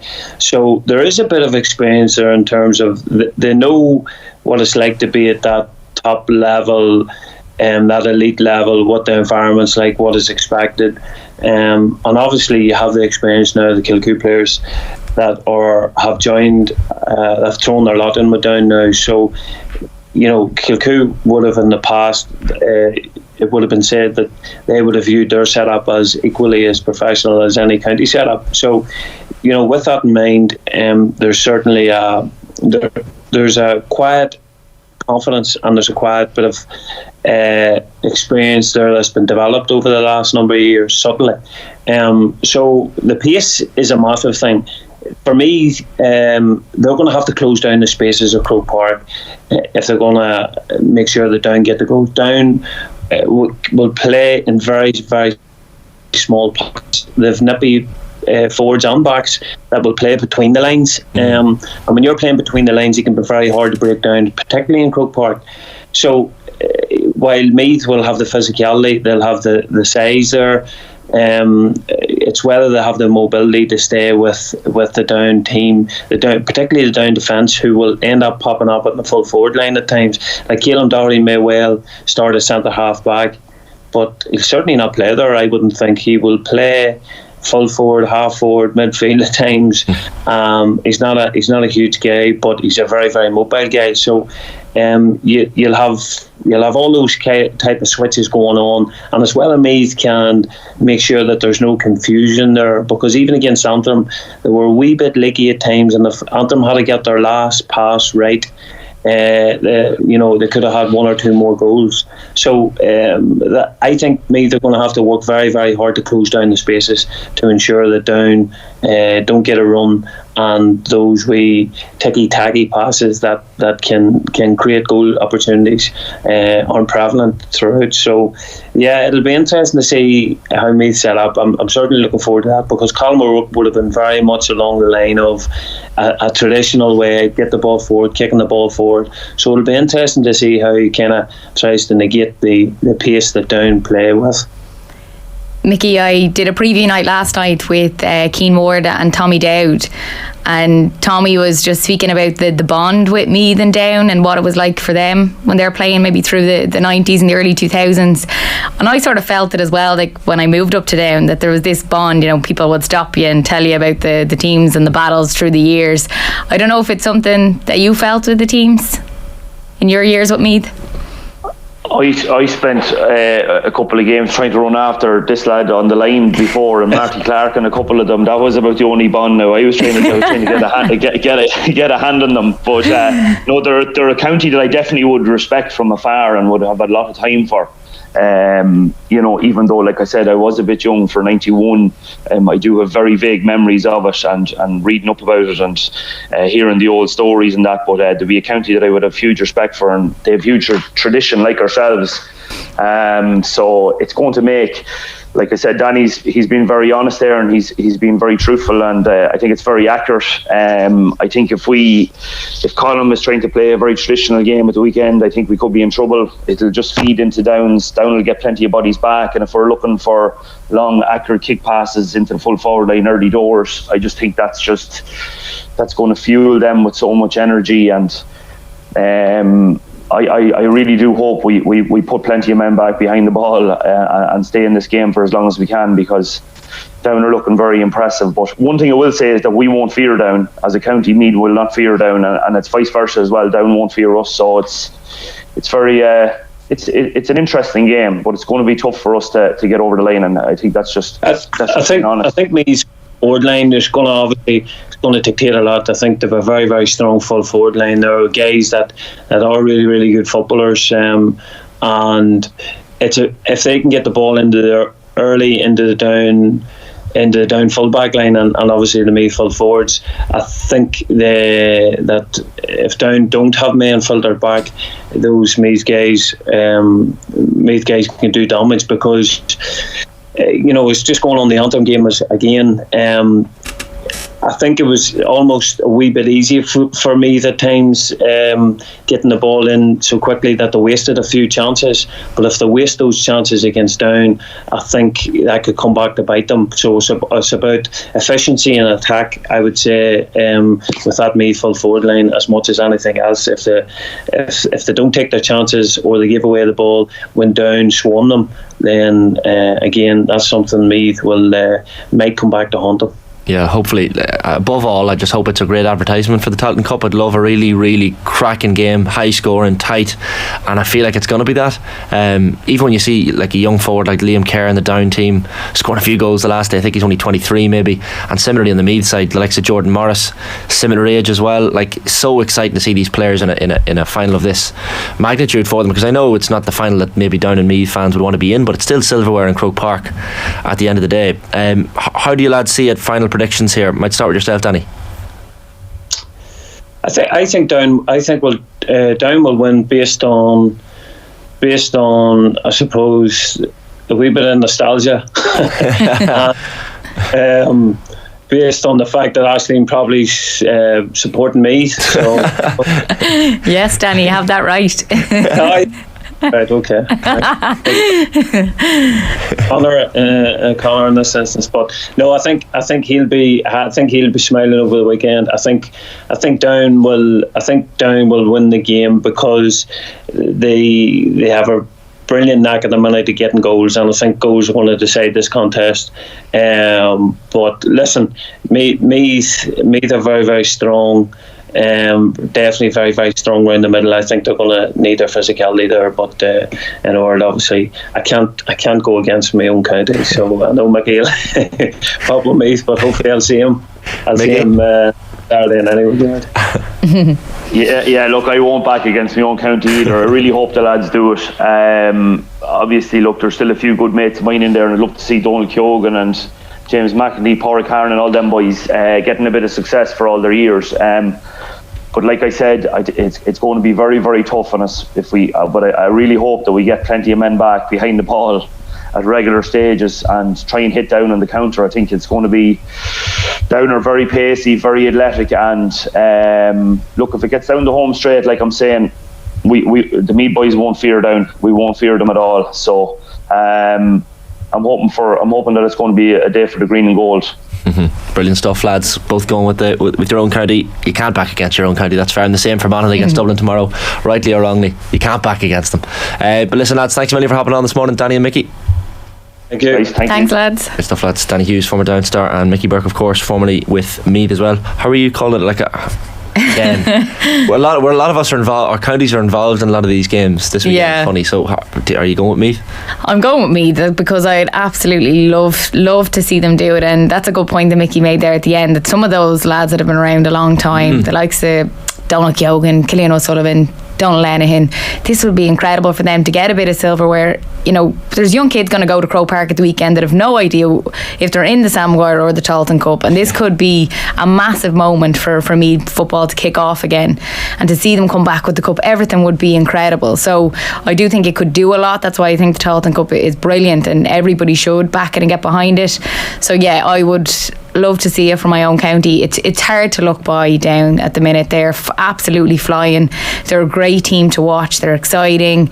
You know what Conor Laverty's done there has been incredible, like for such a short time, but he is bringing the under-20s with him, which is good to see. And again, for them, it's a similar story, which is brilliant to see that the Tailteann Cup can do this for teams that were traditionally powerhouses of the game, and you know they've fallen off that over the last number of years. So it could do a lot, but yeah, a Meath win, but yeah, it's going to be a very, very tough one to get. Yeah, and it's one of those games as well. Sometimes the double headers in Croke Park aren't great, but I think for a lot of Dublin and Monaghan fans tomorrow, they'll want to get in early to see this, because it will be a good game, and like it's not just one of those double headers that's thrown in, and you mightn't get the crowd on board, but bums on seats will be there tomorrow for this game. Like, yeah, and they're well matched. They really are. The really young team getting to Croke Park is a big thing. You know, we've seen them there for the semi-finals. That was the first time for a load of the lads on both teams to get there. So yeah, it'll be massive. I suppose the big question is, who does Croke Park suit more as well? Yeah, you know that, because even though Down, like probably the pace, it does suit them. There is that relative lack of experience in Croke Park. Like Down players, for a lot of that Down team, the Laois game was their first time playing at Croke Park. Other than Kilcoo lads that would have played there at the club, So it'll be interesting to see how it goes. But two very nicely matched teams, I think. Yeah, really looking forward to it now. Can't wait. Someone in the comments asks, has anyone asked Aisling about Big Ange yet? Oh God, Ange. Can't even talk about Ange. I don't know if we brought it up the last two. We might have done, but no, we never spoke about it. Yeah, it is. Probably a shock. But now we've Brendan Rodgers back, and we saw what he did when he left. So people are all back in Brendan Rodgers. It's going to take me a bit of time. You know, I'm going to have to see a few results before I get on that train. But yeah, definitely with Ange, it was a lot of disappointment. Knew he was always going to go to the Premier League. That was inevitable. Absolutely. Like anytime we spoke, we always said he was going to go. But I didn't think it would be this soon. I thought there was another year. Yeah. I thought Champions League football, do something there. But yeah, he obviously got an offer he couldn't refuse, so nobody can, judge him for that, or go and take the money. And yeah, he wants to be in the top league, and at the minute that's the Premier League. So yeah, good luck to him. But definitely was annoyed at the time. Spurs fans excited, no doubt, to see what Ange Ball brings to. Yeah, they don't know what they have. There's not been enough hype. I'm like, you just got it lucky here. Yeah. Once it all starts and they see the style of play, I think they'll slowly come on board. Yeah. Or pretty quickly come on board, rather. 9am or 9:01am on this Friday morning's OTB AM, the sports breakfast showing Off the Ball with myself and Aisling with you until 10 o'clock this morning. I should mention, Off the Ball is coming to the Cork Podcast Festival. Join us on Sunday, the 27th of August, in the Cork Opera House with special guest Jimmy Barry Murphy. More guests to be announced very soon, by the way. Don't miss out on a great night of conversation and crack in the heart of the Rebel County. For tickets, go to www.corkpodcastfestival.ie/off-the-ball. Easy. Now, turn our attention to Camogie. We're joined on the line by Brian Dowling, who has just recently departed as the Kilkenny Senior Camogie Manager. Morning, Brian. How are things? Morning, lads. How you doing? Keeping well. Thanks a million for hopping on. This was a tough decision, I'd imagine, after 5 years. Yeah, it was a tough decision. I suppose I kind of decided at the start of the year that I'd give it one more year, and whatever happened, won or lost, that I'd step away. But look, I suppose it was still a very tough decision there to fully confirm it on Tuesday. It wasn't easy, and it's been a strange week since, to be honest. When you look at the honours you've had as a manager, like so many titles, so much silverware, so many happy days to look back on. I'm sure there's disappointment after the 1 point defeat to Cork last weekend, but a lot of really, really happy days with this Kilkenny side. Yeah, there's a lot of happy days, but I suppose this week has been, I'm probably thinking about the days that you left behind and the matches that we lost and stuff like that. And obviously, it's still fairly raw that we, after losing the All-Ireland quarter-final by a point on Sunday, so that's probably what's hurting the most at the moment. But look, I suppose in time we'll look back and, we were there as management group for 4 years and won 2 All-Ireland. So I suppose he offered me that and I went in, I would definitely took it. So look, we've huge memories there, and memories that will live for the rest of our lives. Brian, I know I spoke to you after the game and you told me about the story of coming in the first place, that it wasn't really on your mind to come in, and you said no initially and then you decided no, actually, and you rang Anne back and said, I'll come in? Yeah, I suppose Anne caught me on the hop. She asked me to come involved as a coach in 2019, and I think the phone call lasted about 45 seconds. I said no to Anne. Just wasn't on my radar. I didn't know anything about camogie, to be honest. But I'd watched the games, and I seen the girls losing the finals in 17 and 18, and I don't know, something was just telling me that I had to give it a go, and I rang Anne back, and thankfully it was the option was still there, and I went in 2019, and unfortunately we didn't get over the line that year. We lost 3 All-Ireland finals in a row. I suppose I'll never forget going back to the Red Cow Hotel that evening, and everyone was just crying. Parents, players was like, these will never get over the line here. And then Anne was after stepping away that day as well. So look, the opportunity came then to take it on as manager, and I suppose I couldn't walk away at that stage, and I just decided to go back in as manager, and thankfully things worked out well in 2020 then. Yeah, you said you didn't know much about camogie, so that was the first time managing a women's team. What was that like? Yeah, it was. I was never involved before. I was after doing a lot of underage coaching in my own club and in school teams and stuff like that, and I had been with Thomastown intermediate hurling team, so look, it was completely different, and I think it takes you a bit of time to adjust. It's different type of management, different way of dealing with players and stuff like that, but look, I have to say I've absolutely loved it. I've lived the dream the last 5 years being involved with this group. They're really special. The effort that they put in has just been unbelievable, and thankfully they got the rewards, because they didn't get them in 17, 18 and 19, and I suppose it was looking like they were never going to get there, and it was just when that final whistle went in 2020, I suppose everything was worthwhile, and it was just huge relief. That must have been such a strange one, Brian, as well. That was the COVID All-Ireland in 2020, and nothing was as per normal. Like, you must think back, and it almost must feel like a dream, the whole thing, because it was strange, but what an achievement at the same time. Yeah, it was really surreal. But looking back, I probably think it was a good thing for us that the final was really low key. We always go to DCU there in Drumcondra, and I remember driving down. We were going to get a guard escort, but we did get a guard escort, and I don't know why, because there was absolutely nobody on the streets. The only person we saw walking in was Anne Downey. She was waving at the bus like a lunatic, and it was just so weird. And we went out on the pitch for a walk around, and I remember saying to the players, what's to be nervous about here? This is like playing a challenge match at home. There's nobody at it. It was really weird. You could hear every sound in Croke Park that evening, and I just think it took the pressure off us, because there was huge pressure on that final. I don't know where this team would have ended up. I think it could have been the end of a lot of players if we lost that final. To lose 4 All-Irelands in a row, I just don't see how we could have come back from it. It just, I think it would have been too much. So, it was a strange one. And obviously we didn't want COVID at the time, and it was strange with training. You were watching yourself all the time. You were dreading every phone call from the doctor, where you're going to be having players pulling out and stuff like that. But luckily, we got over the line, and it was brilliant. You must have been thinking, Brian, Jesus, this management crack is handy. Debut season, All Ireland, O'Duffy Cup in hand. Not a bad start. No, it wasn't a bad start, but I definitely didn't think it was handy. Look, again, we played well in the final against Galway, but Galway are a super team. We'd have great battles with them over the last number of years, and it was just more relief. That final was all about relief and just getting the job done and getting over the line. And look, it was probably an anticlimax after it. We had to leave the cup in Croke Park that night.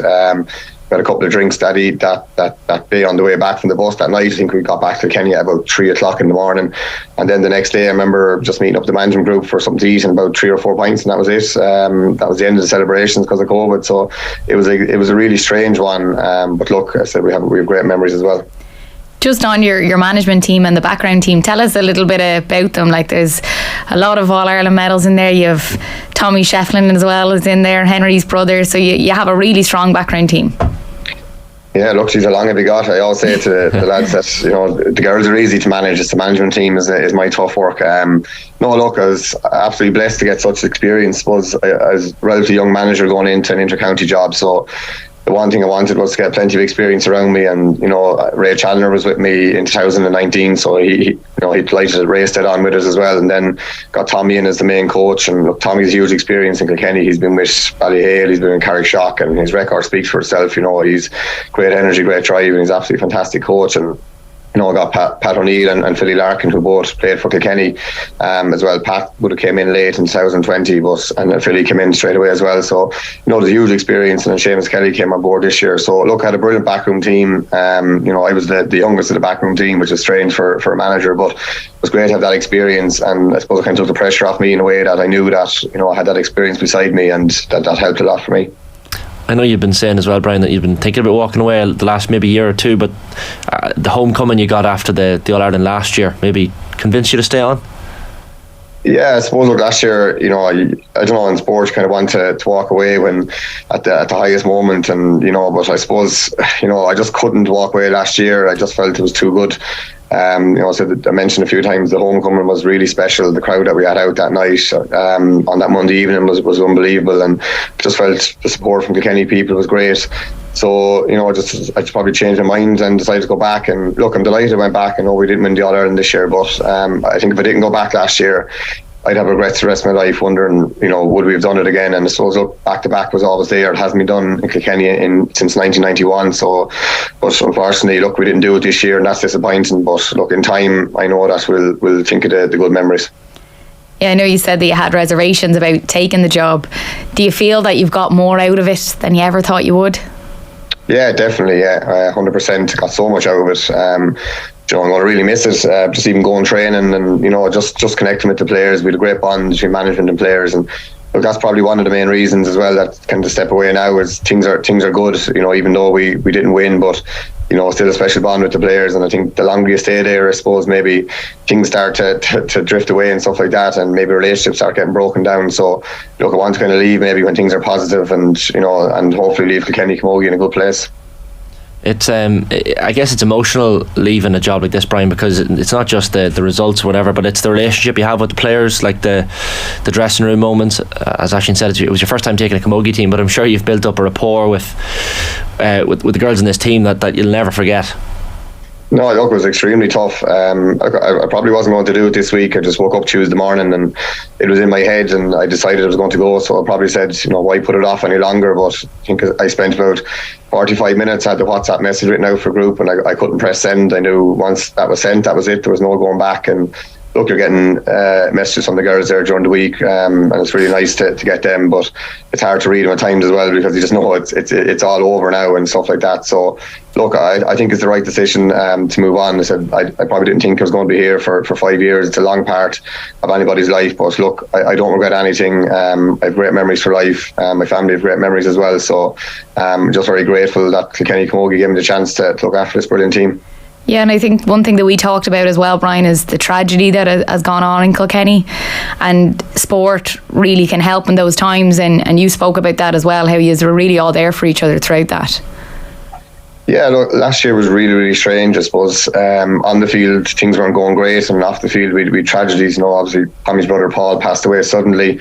My own uncle passed away in a house fire just before that as well, and a couple of girls lost their grandparents. It all just seemed to happen in the space of 6 weeks.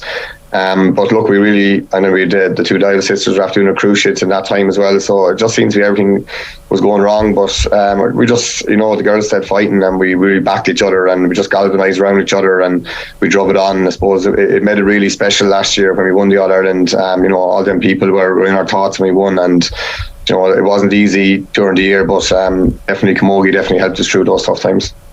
A lot has been made this year, Brian, about the LGFA and Camogie Association and the protests and calls for a player charter, and I guess equality with the male players, and we've seen the protests before matches in both the Camogie and the ladies football. Has this been an issue that's kind of permeated into your dressing room across the year, because it's clearly an issue that needs addressing?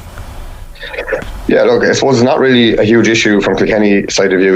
I must say we're extremely well looked after in Kilkenny. Our county board is super, led by Teresa Aylward. Everything the girls get, or everything we look for, we get it within reason. We have strength and conditioning coaches there, the boys from Bravo Fitness. The girls have access to 3 gyms. Springhead Court Hotel, TJ Reid came on board this year as well, offering his services to the gym and Bravo Fitness gym as well. We've dietitians, we've physiotherapists. We get food after every training, food before and after matches. So we're extremely well looked after. So the big thing for me is the mileage expenses. We'd have a lot of people, 7 or 8 girls there during the year travelling down from Dublin, and I think they get about €800 at the end of the year, and that's it. Our county board do try and help out, but the money just isn't there for that. So that's a big thing that probably has to change. That the mileage expenses, where the money's going to come from, I don't know. Matcher Toomey said it, I think to yourself, Aisling, there after the match on Sunday, that it's about supporters coming into the matches. I've said that for a while as well. I 100% agree. You know, how many people are at the match on Sunday, especially females, and we actually went into the Camogie match from Kilkenny. You know, there's no point having to go on social media at this. You know, people have to go to matches. That's where the revenue will start. And you know, if people go to matches, to be more revenue there to give to the girls, I suppose, for expenses. So that's something that would love to see change. And that, you know, we play a championship match there in All Ireland semi-final. You might have 2,000 or 3,000 at it. That's it. You know, so I really think we need to try work on getting more people into Camogie matches. It's about respect for the players, isn't it, too, Brian? Like, you talk about the mileage expenses, the dual player also, like, it's a dying art form, the dual player, but it still exists, and clearly even the likes of Kelly Comfort on your own panel, like, I think she's spoken before about, you know, how it's almost impossible now to be a dual player, because even at club level, she remember her talking about playing maybe a club quarter-final in hurling or camogie at, say, 11 a.m. and then a football match at 5 p.m. the same day. It's just impossible. Like, these players aren't respected. Yeah, no, look, so we don't have to deal with dual stars too much in Kilkenny. Luckily enough, it's one of the issues not on the top of my list. But look, I see what's happening in Cork there, and it's disappointing to see, you know, your players who are putting in such a huge effort, you know, likes of Hannah Looney and Orla Catalan, Libby Coppinger, you know, super players, camogie players and ladies footballers, and they have to choose which match to go to. You know, I don't know how you'd manage that. To be really, really difficult. You know, and look, I suppose it's something that has to change. Look, whether this merger is going to happen or the associations are going to come together, I don't know. Hopefully it'll happen sooner rather than later. And Brian, what are you going to do now with all your free time? I'm under sevens. My two boys are under sevens there at Tailteann Sports, so that's going to take my focus now for the next couple of weeks. No, look, I don't know. My time is finished in camogie anyway for now. I'm definitely looking to get back into the hurling side of things. You know, I think I've managed the best team I can, the Kilkenny camogie team, so I don't see myself going anywhere else in camogie, in the camogie world. So look, definitely looking back to get back into hurling if anything comes up.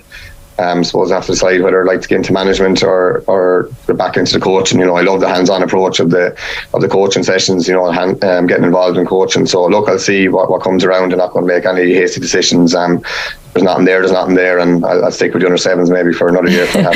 Well, if you're anything like Tommy Welsh, he was saying to me the last day that his under 11s, he is so nervous, and he means it. Like, I've seen him during games that he's on the phone checking in on scores. You know, it means a lot to him.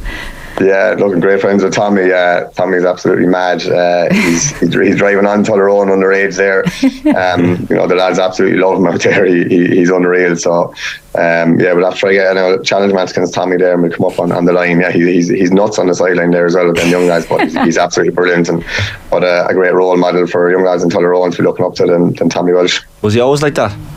Yeah, almost like that. Yeah, he's cracked. You know, but just obviously one of the best hurlers of all time. As a would have grew up with him, went to school and stuff like that. But you know, like if you marked him in training there in St. Kieran's College, and he might just have a chat, he'd say something to him, he'd look, I'll talk to you after training, not talking to you now, and then he'd absolutely take the head off you in a training match, you know, and then best friends with you after. He was just, if it was a training match or an All Ireland final, Tommy treated the exact same way. He just wanted to win it, and that was it, and that's what made him as good as he was.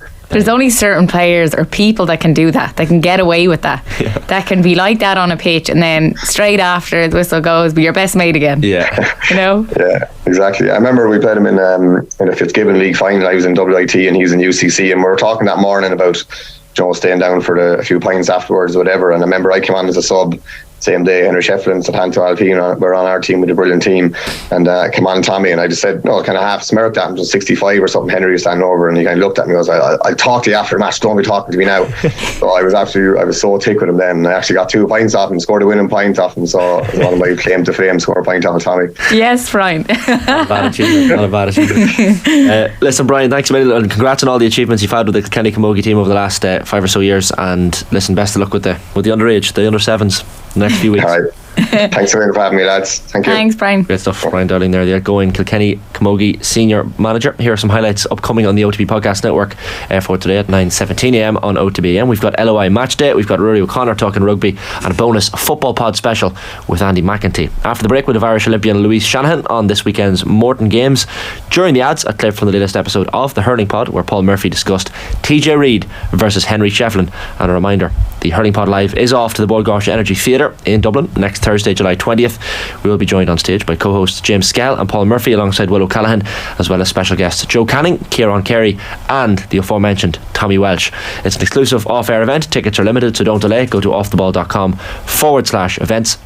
All ticket proceeds as well will go to the Dylan Quirk Foundation and Focus Ireland, so very good causes there. Get your tickets now and help support a great cause. Bord Gáis Energy, proud sponsors of the All-Ireland Senior Hurling Championship. Back in a sec. Counting down to more moments like this. Top pocket goal! #OTB Coigig. 3, 2, 1, go. Whether you're a Drive to Survive fan or Grand Prix expert, now you can stay up to date with the world of F1. The F1 Pod on Off the Ball with Chicago Town Pizza, the ultimate podcast for F1 fans. The F1 Pod will keep you on the edge of your seat. For the best insight and analysis, subscribe to the Off the Ball daily podcast feed wherever you get your podcasts. The F1 Pod on Off the Ball with Chicago Town Pizza. Formula One? Yeah, we go to town on it. If TJ wins the final, is he Kilkenny's second greatest after King Henry? Paul Murphy, you played to both of them? I'll put it this way, like, as in, I'm finding it very hard to pick between the two of them now at the moment. Like, Henry was always my hero growing up, but So hold on, are you talking about not even just been second best? You're saying TJ could potentially become Kilkenny's greatest of all time? I was chatting to Neil McManus today, and he said TJ Reid is the best hurler I've ever seen, and he is the best hurler. So there's people out there, if you ask them, TJ Reid is the best hurler, who am I to decide in that? Like, Henry was just, I'll always have Henry in a very special place, and I think the biggest compliment I could ever pay to TJ is saying that he's making life very hard on me to keep that up. Like, TJ is the most talented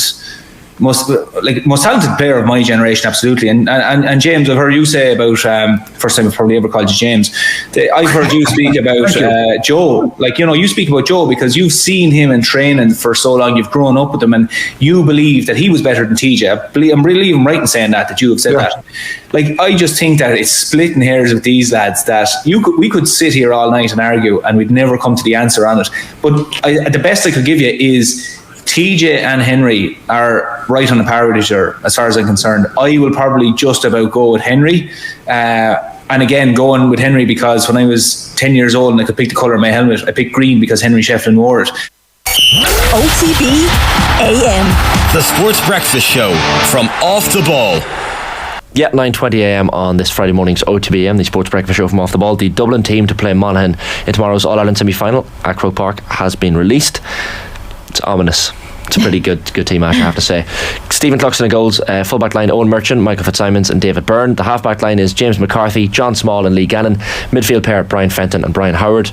Half-forward line Paul Mannion, Sean Bugler and Niall Scully. And the full-forward line is Cormac Costello, Con O'Callaghan and Colin Basquel. Included on the bench, Kieran Kilkenny, Jack McCaffrey, Dean Rock, Paddy Small. Oh God, it's not bad, is it? Yeah, the subs are insane. Kieran Kilkenny, will he start? Yeah, not named to start in this team, the Castleknock man, but he could be drafted in late. Yeah, it was a talking point during the week. Would he start or not? Yeah, he obviously came off the bench the last day. Oh no, he started. Sorry, didn't he? He came off the bench the last day. He did. Sorry, yeah. He might have to do the same again, Dessie Farrell. But like, I was surprised that he didn't start. But there you go. Like, tomorrow we'll see. Does he start? Does he not? The scary bench. It is. He's named as wearing number 17 tomorrow, Kieran Kilkenny. So we'll see if he starts or not. Just briefly on something Tommy mentioned there. Talking to your marker in Gaelic games, like Tommy Welsh, talk to me after the game. Yeah, just imagine him saying it. You're someone who doesn't talk. No, and I honestly hate when like a player comes in and they try to chat to me. Right. I do. I really do, and I often think, geez, they probably think I'm so ignorant. But like, once the whistle's gone at the end, I'll chat away to you. Yeah. And you do, obviously, at club football, you get to know all the girls who've been playing against them for years at this point, and yeah, you know them. But I don't want to talk to you during the game. If I'm on the pitch, I will talk constantly. I'll talk constantly to the fella marking me. You would be my nightmare. But you see, I'll tease it out a little bit at the start, and then if they don't like it, like if they don't reply to me, I will talk even more. I'm like chatting away, like I'm on air, chatting away about all sorts of things. Yeah. You'll be chatting about the weirdest things, like the stupidest things. But is that you trying to get in their heads? Oh, completely. Okay, so you're not interested. Sometimes in having I might know a lad that's marking me, and you'll chat away to them. I remember Ryan Wiley used to mark me at club level years ago for Ballybay. You can imagine what that was like. I mean, Ryan Wiley, the stickiest cornerback to mark you in the country now, but he wouldn't talk much. But I remember I was always a talker. We'll get into this actually in racing as well, because we're going to preview the Morton Games, the athletics, with the Irish Olympian Louise Shanahan, who's on the line with us now. Louise, good morning. How are things? Good morning. How are you? Keeping well, thanks. Keeping well. Is that something in terms of the start line of a race? Are there conversations that you have with your opponents? So we have a call room before, so we often spend kind of 20 minutes often sitting in silence with our competitors, and I just find that so nerve-wracking. So I'm the kind of athlete to just talk to anyone irrespective of whether they want to talk. So I've been told to shut up on the start line before, but I'm definitely a talker, but maybe not my best quality, but it's a good way of dealing with the nerves, even if my competitors don't really like it. Are you doing it to get into their heads, or are you just doing it because you're friendly? I think it's quite boring. The 20 minutes before a race, you're quite nervous. Everyone's just sitting there in silence, putting their shoes on. I find that quite boring, so I guess I do it to fill the time.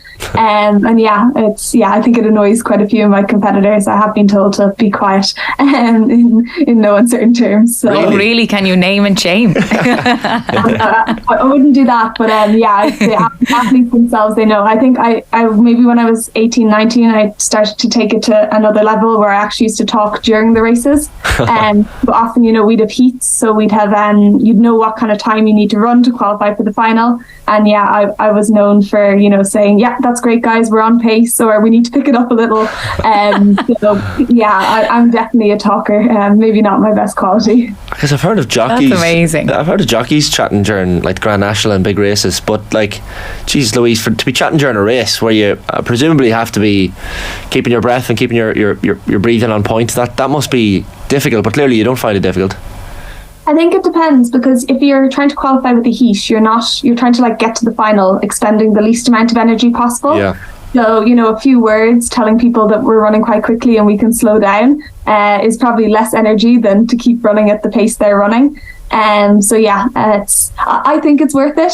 Probably also throws off my competitors, if they're sprinting flat out to try to make a final and I turn around to them and say, no need, we can slow down. It probably throws them off a little bit. And you'd be surprised, I think, how people listen, if that makes sense. I remember a heat for an Irish InterVarsity Championships a few years ago, and we were running down the home straight and I thought we'd qualified. So I quite literally told the people around me that, we don't need to sprint, slow down. And the entire race slowed down. I was amazed. I think it's one of those situations where you're not expecting someone to talk. So then when they do, you kind of pay attention. I have been told, though, to stop speaking during races. So I think I've kind of weaned that out now of my race day prep. And what about your coaches? Do they like that you do this? Like, I'm sure that can be an advantage at times, that you're telling competitors, we're doing well here. Good pace, girls. Like, you're so encouraging. I think my coaches think it's a bit cheeky, and that I maybe should do it a little less and focusing on racing. So I was told to get the talking during racing out of my my race day, but the talking on the start line in the call room, that's very much still there. Your own story, Louise, like you're so for people unaware, Irish 800 metre record holder, Olympian in 2020. Well, it actually took place, of course, in 2021. What was that experience like? Because I mean, for anyone to reach an Olympic Games in their chosen discipline, I know a lot of the athletes get the 5 Olympic rings tattooed. I don't know if you went that far, but I'm sure it was an unbelievable experience. Yeah, the Tokyo Olympics was a bit weird because we were in the middle of COVID. And I always tease my parents, that they say they're supportive parents, but then I go and qualify for the Olympics and they don't even bother to show up.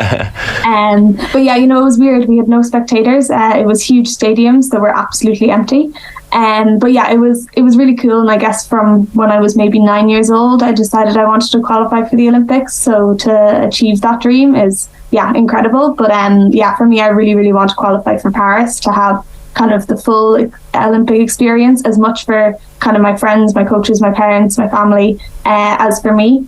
An Olympic Games is something incredibly special, and there's so many countries, so many athletes in close proximity, and to walk around the village where you've got skyrise apartments, everyone's got their flags out the balcony, there's so much colour, there's so much noise. Some people are getting up and racing at 5 a.m, other races aren't until 10 or 11 o'clock in the evening, so the village is always buzzing. So I really, really enjoyed the village in the Tokyo Olympics, and I'm really excited, hopefully, to see what it's like in Paris.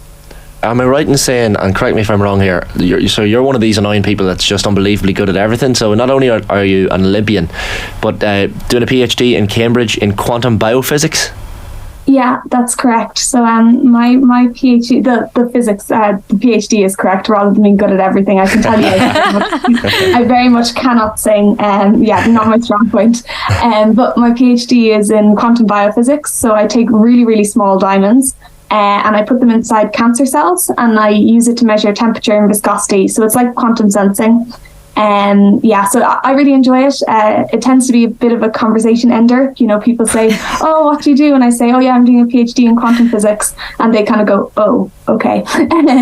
But yeah, I really enjoy it, and I think it works really well to kind of have it alongside the running. There's only so many hours a day that you can train for, so it's nice to have a distraction in between. Yeah, what is that balance like? Because I'm sure PhD, that must be really full on, and obviously you're an unbelievable athlete as well. So how do you balance it all? I think it's a lot of kind of running from one place to the other, and I think I'm quite organised in terms of I know how much training I need to do in the day, I know how long that's going to take, and then I know what I kind of need to get done before I go training.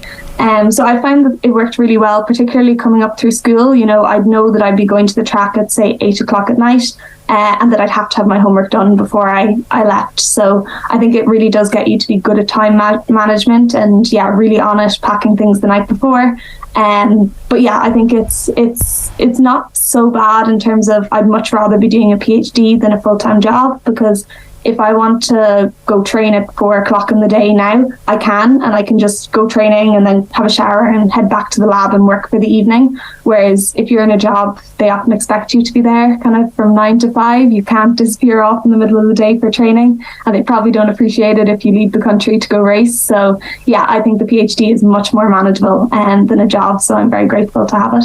You're obviously a data analysis person. If you're studying a PhD in quantum physics, I read somewhere, Louise, that you were using spreadsheets in order to qualify for the Olympics. So you're inputting data and trying to gather the points, I guess, you need for rankings in order to qualify for the Olympics. So your degree basically helped you reach the Olympics.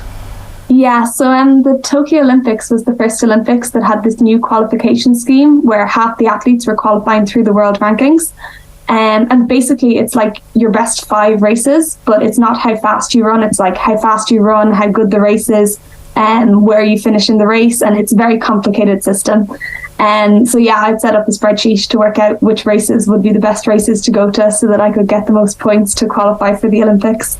And yeah, I think I managed to do it with a few points to spare. So it was, but it really was quite tight. And yeah, I don't think if I hadn't had my spreadsheet, I probably wouldn't have gone to the right races, and probably wouldn't have qualified for Tokyo. So yeah, it definitely worked out that way as well. That's unbelievable. Did your coaches know that you were doing this? Were they, I suppose, delighted you did this, especially if you said that you don't think you would have qualified unless you did do it? Yeah, I think they kind of leave this side of it to me, and they get me into good shape, and then they trust me to find the right races. And it's actually quite funny because we were at the European Team Championships about 2 weeks ago in Poland, and we had a great Irish team out there. And it was really funny because a couple of athletes came up to me and showed me their spreadsheets. So there's a few of the other runners have now kind of taken after me and have built a spreadsheet to help them qualify for the World Championships this year and hopefully Paris next year. So yeah, several Irish athletes are now travelling around the circuit with spreadsheets trying to work out the best way to qualify. Must have been quite I guess satisfying to input a sub 2 minute 800 meter time into your spreadsheet for the first time quite recently. Like for background on this, Louise, so age 16 you win the 800 meters at the European Youth Olympic Festival. This is in Utrecht. 2 minutes 8.75 seconds, a big time for you at that age. But then for 6 years you failed to go under 2 minutes and 8 seconds. So what was it like then to smash your record, I guess, and to finally go below 2 minutes? Yeah, so for me, I think I really, really struggled kind of age 17, 18, 19, 20. And I remember it was up in Mary Peter's track in Belfast. that I finally broke 2 minutes and 8 seconds. And at the time I ran, I think it was 2:04.7. And it pretty much exactly halved the distance between me and the Olympic standard at that time. And that was just an incredible moment to know that, when I died, that 2:08 wasn't going to be written on my gravestone. And then, it was crazy. And I think it was maybe only 2 years later at the same track, the same meet, that I broke 2 minutes for the first time. And so to run 1:59.42 was really great, and it was a national record at the time. But Ciara McGeehan has since broken that, so I need to get my act together and run faster. It also kind of ruined the fun though, because that time was fast enough to be an automatic qualification for the World Championships, which means I don't need a spreadsheet. I haven't really known what to do. I ran the auto qualification this year as well, earlier in the year. So this is my second spreadsheet-less year. A little less stressful, but maybe not quite as exciting as trying to get it through the ranking points. Oh, that's awful. Yeah. Spreadsheets to work on, yeah. And growing up, Louise, was this always the goal, the path that you wanted to take? So my dad was an international athlete, and I think I went to my first race when I was maybe 6 days old. I wasn't running, but I was in the car tot at the side of the cross country course. So I kind of grew up looking up at my dad and thinking, this is exactly what I want to do. And so I think, he really inspired me, and he coached me the entire way up until I moved to the UK for the PhD. And so I think the entire way I kind of had an idea of what I wanted to do. I didn't always think it was going to work out. We mentioned earlier that I had some pretty tough years, kind of 17 up to 22. But I really love running. I love training. I love being at the track. And the dream of being an Olympian has been there for a very long time. So I know the Morton Games are starting, and I know it's an event that you would have loved to have been taking part in. Injury has ruled that out, unfortunately for you, Louise. But I guess when you're looking at that women's 800 metre race now this evening, 8:15 p.m, how do you call it? Like Izzy Boffey, I'm sure, is someone who you've had a lot of competition with over the years, but you have other competitors in there: Georgia Hartigan, Nadia Power, Jenna Brommel, Isla O'Donnell as well. So it's a fairly hotly contested race. Yeah, so unfortunately I slipped a few days ago, and it's not a kind of an impact injury, so I'm quite happy about that, but it has ruled me out of competing this evening. The women's 800 does look like a really stacked race. We have quite a few athletes over from America, probably most notably Ali Wilson and Olivia Baker, who both have 1:58 PBs, so they're a second faster than our Irish record. And then there's athletes over from Australia, and we actually have a British athlete, Lindsay Sharp, who's running, who was the 2016 Olympic finalist. So it's a really stacked race, and I think Jenna Brommel and Georgie Hartigan are now the two Irish athletes who are running in it. So I'm really excited to see how they run, but I'll be watching it through closed fingers, hoping that I don't look back on it saying that was the race I needed to be in. And also in the 100 metre hurdles, Sarah Lavin, she's an Irish athlete that everybody has close eyes on always, and she's in good form at the minute as well. Yeah, Sarah Lavin is doing absolutely incredibly. Like, this girl has just nailed her season. She raced in Stockholm last week, and she ran 12:73, which was a big PB. It was the automatic standard for the Olympic Games on the second day of the qualification. So we've got a year, 365 days to do it. Her first race, the second day of the qualification, she goes out, she runs the automatic standard. It's just absolutely incredible. So it'll be really exciting to see how she runs. She didn't have the best weather when she raced in Stockholm, so maybe with the right race, the right competition, and the good weather, she can start getting towards that national record that Derval O'Rourke holds. I think it's 12:65, so a little bit of the way to go, but Sarah's just nailing the competition this year. She's doing so well. Yeah, she's only 800ths of a second off Derval O'Rourke's national record of 12.65 as well, so she's really hunting that figure down. In the men's 800 as well, Louise, Mark English, I guess it's a name to look out for here. Yeah, I mean, Mark he's great. He's an incredibly reliable athlete. I guess most recently he won the bronze medal at the European Championships in Munich last year. So he was racing in the UK last week, and they actually had such a big race, they split it in two, and they put him into the B race. And he clearly wasn't very happy about that, because he won the entire thing from the B race. So he's in good shape. He's some stiff competition from the British athletes. I guess most notably, Kyle Langford is back, looking for his 4th straight victory in the Morton Games. So I don't know what connection he has with that track, but he's been running really well at this competition. So it'll be interesting to see how he goes. And then Guy Learmouth is also over from the UK. And we have several other Irish athletes in that race. And John Fitzsimons has been bouncing all over Europe. I think every time I pick up my phone, he's raced a new race. And we also have Harry Purcell, Ronan Stralis and Mark Milner. So yeah, a great field and very much kind of a battle of the Irish versus the British. Lots of other Irish athletes look forward to in the Morton Games as well in Santry. The European Under-23 Championship as well is something. Israel Olatunde, I guess, is a name that we're all very familiar with. He's in action himself. Yeah, so the European Under-23s I think started 2 days ago possibly, and we actually have 3 athletes who've qualified for finals tonight. So you mentioned Israel, he's in the 100-metre final, and yeah, he's another athlete. He's just building year on year. Last year we saw him run the national record 10:17 in Munich at the European Championships, and he's back in another European final, so it'll be really exciting to see what he can do. And then we also have athletes coming through. So for example, we have Jack Rafferty has qualified for the 400 metres, and his semi yesterday was just incredible. He ran a big PB 45.89, first time under 46 seconds, and to absolutely blitz his semi. So yeah, we're really excited to see him in the final. And the other person to look out for is Nicola Tuthill. She's a hammer thrower, and she was out with me at the European Team Championships 2 weeks ago, where she threw an under-23 Irish record. And she went out to the heats, the qualification yesterday for the hammer, and the very first throw she just threw the automatic standard straight into the final, no questions about it. So yeah, she's in incredibly good form, and I'm really, really excited to see her throw this evening. Yeah, it feels like Irish athletics is in a really good place at the minute. Like if we look at Rashida Adelecki, you know what she is doing, like it's just unbelievable to see some of her performances. Yeah, no, Rashida is just, yeah, she is another level. I'm amazed every time she runs. I think, wow, there's no way she can run faster, and then she goes and takes another half a second off the national record.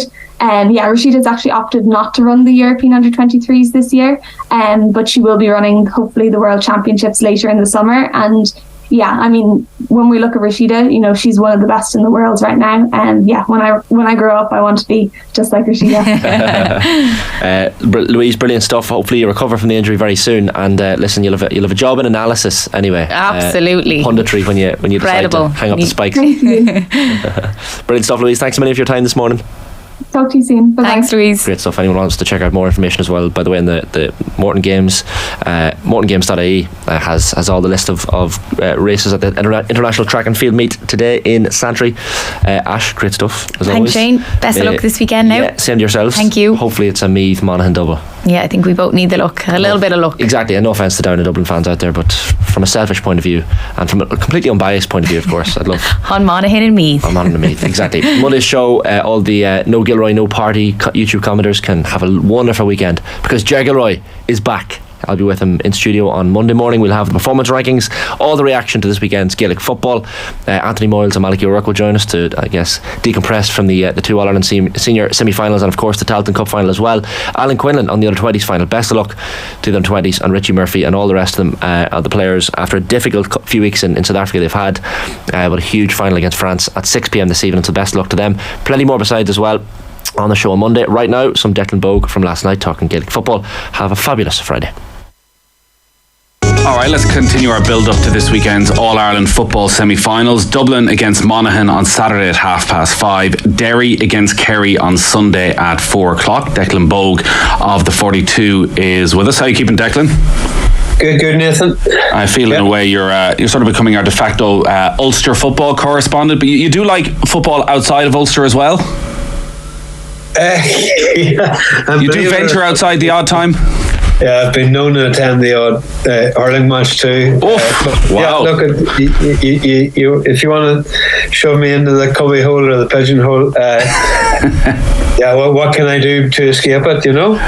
Well, you can talk as much about Dublin and Kerry as you want throughout this, as well as Monaghan and Derry. We might start on Monaghan against Dublin. If Vinnie Corey is looking for things to plaster up on the dressing room wall or to play in the smart speaker beforehand, I suspect that Croke Park dressing room might be overloaded, such as the build-up to this.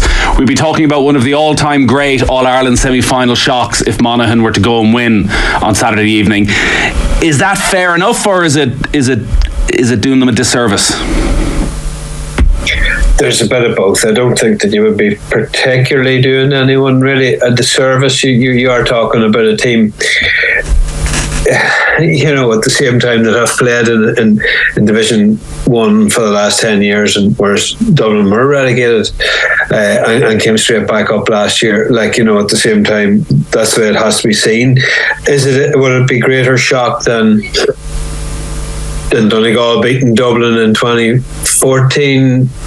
It would. Look, I mean, you know, Monaghan just have never been in the All-Ireland final. They're coming up against a team who are looking extremely polished, who look to have immeasurably improved from last year, and it just looks like an enormous task. And there's just so much of this. Like they have played at Dublin a couple of times, and you know, I think it was 2015 the quarter final. I can be corrected on that, but you know, not an awful deal about football has changed in those times, or the way that Monaghan was playing it. At the time they tried to give a little bit of containment. I think Dermot Connolly got a goal early on, and really, you know, by the end it was just hanging in, getting an awful walloping. You know, can this happen again? Don't know. Don't know. All we will know about Monaghan is you're going to get them playing for 77 minutes. They're going to be extremely competitive. They're going to try and do all they can. But there's just something about this Dublin team that I've been thinking has been just ready to take the All-Ireland again. When you go back to that sort of 2015 Dublin at the start of 6 in a row, like they were so able to give teams an almighty walloping, and they can still do it. And you look at the way they started that second half against Mayo, you look at the score they were able to rack up against Sligo, but there were games in there as well this year against Roscommon, the draw where they scored 111, in the Leinster semi-final where they scored 14 points. I often think Andy Moore used to always say he always felt you had to get 20 points against Dublin at least, so you know, 214 might get you there. And if you look at the All-Ireland finals, Mayo just fell short on a couple of occasions of getting to that. Can Monaghan keep this a low scoring game in the style of Roscommon? Yeah, they'll have looked at that. They'll have looked at that game and studied it and looked at the ways and means. But at the same time, I think that game against Roscommon and the way that that Roscommon were frustrating Dublin, I think that's not going to happen to Dublin again. I'll tell you why. They don't tend to, at least not with Pat Gilroy now in the backroom team, is teams don't tend to do something twice. That was, in some ways, it's not a tactical innovation, but it's definitely a development where you just say, you know what, we are just going to hold the ball now for a matter of several minutes, and then we're going to try and get something at the end of it. I just think that the Dublin, when this happens, that I've looked at that and thought about that and said, well, how do we guard against it? It's that simple. They will commit a foul, and once the foul is committed, they'll stand over the man holding the ball. They'll mark everybody up. Then that breaks that sequence of possession. So I'm not sure that option is open to them, that they can do what Roscommon did to Dublin. I think they'll try and keep it down. The only thing is, like, then they need an awful lot of scores at the other end. And they're going to have to start Conor McManus, and they're going to have to start Jack McCarn, right? And that immediately creates a problem. Like, is when you look at Dublin and their capabilities, is what are they going to do? The most obvious thing in the world, you know, Jack McCarn is a beautiful ball player. He's a fantastic footballer, right? But the last thing Jack McCarron wants to do is run to the far 21 7 or 8 times in one half, because then he's going to be punctured. And if I was if I was Desi Farrell, I'd be saying, right, well, our man marker for Jack McCarron is Owen Merchant, and Owen Merchant's going to get the ball and he's going to be involved in every move. He's going to run to the far 21. If Jack McCarron doesn't want to run after him, then then Jack McCarron will be soon taken off, because Vinnie Corey has done that to him before, and it must be a blow to the psyche, and it must be a blow to other players in the team if they see him going off. But I think that is one small tactical matchup that Dublin could really exploit for their own ends. That's the difficulty that Vinnie Corey has as to what he does with McCarron and McManus, because that conversation has been going on all week. Do you try and just stick with them and then bring McManus on for the last 20 minutes and hope that his genius takes over and he does it one more time for Monaghan and gets them back in an All-Ireland final for the first time in living memory? But if McManus isn't there, he out of the game by then. Well, you see, you got to have a game for them to come on that they can win. That's the danger with this, is by the time you leave it, if you say, right, we're going to go the first half and we'll bring them on at half time, it's a bit like Clare did there against Kilkenny last Sunday. Is there still had to be a game there for them to win, and yes, they took the lead, but I mean, if they hadn't have played with the +1 in Shannon O'Reilly in the first half, like where they might have been at half time, they mightn't have been 5 points down, they might have been right level pagans. And there's no point saying, well, we'll wait till half time, and if Dublin are 4 or 5 ahead at half time, then the game's wrapped up. Like in that stage, I think they just have to start them. They have to just say, look, it's been great and it's been nice and clever the way we've used you, but now it's eyeballs out from now on. Like the semi-finals, the old saying, every manager says they're there to be won. And if they're there to be won, you're going to get 75 minutes out of Conor McManus, whatever age he is now, and whatever injury problems he has. Like an extra half hour of football is not going to kill him. So yeah, you've got to go with them. You've got to go all. You've got to go all in. And what does that leave on the bench? That has been their bench, really this year. As the Monaghan bench has been Conor McManus, that has been the whole impact. The rest of the people who are causing huge impact on the game, they're in from the start. They're the untouchables. They're Carl O'Connell, they're Conor McCarthy, and the rest of them all filter in and around those kind of lads who are making the big impacts. But there you look at Dublin, and you look at the subs they brought on the last day. I mean, go back over it, like Kieran Kilkenny, Jack McCaffrey, Dean Rock. It's absolutely phenomenal what they're able to do. You mentioned Pat Gilroy there, and the most qualified water boy in the world, and I saw Joe Bradley at the weekend was giving him huge credit for their performance against Mayo. Have you got any sense from, and it's very hard to get any sense of what goes on at Dubs training as to exactly what his role is during the week and in terms of the planning for games? Well, I mean, if you're Dessie Farrell, you wouldn't be saying, well, this is your role here. You would just bring in someone like Pat Gilroy, and I would be guessing that Pat is there to smooth the edges. No, Pat is there. It's a very multifaceted role, I would say. Number one, I'm not so sure whether all the boys who came back would have been coming back without Pat Gilroy's gentle encouragement. Certainly Stephen Cluxton wise. I think that, just talking to a couple of people around Dublin, they would have said that maybe Stephen Cluxton, while he's not really, personal relationships don't particularly matter to him, but there seems to be a very strong one with Pat Gilroy for what he did, for what they did for each other, really. But other than that, if you had Pat Gilroy on your side, very smart operator, involved in Dublin football and hurling for the last whatever it was since 2009, you'd be asking him to give your second opinion. Every second opinion would be based on what he has to say, really. And it's a wonderful asset to have, and a wonderful weapon for them to have. But there is a real humbleness in that. And look, maybe Pat Gilroy had done that himself, and with Mickey Whelan in the closest of their relationship. Yeah. But Dessie Farrell's been under enormous pressure. Dublin haven't been in an All-Ireland final in the last couple of seasons. To actually say, you know what, there is somebody out there. He's a former manager. He's been there. He's done that. Maybe he knows Gilroy's personality enough that he's not going to totally overshadow him. He's not going to be out publicly looking to take credit for this. But there's still a lot of credit needed there for Dessie Farrell for actually going, this is the best thing for Dublin football. But there's too much given about this.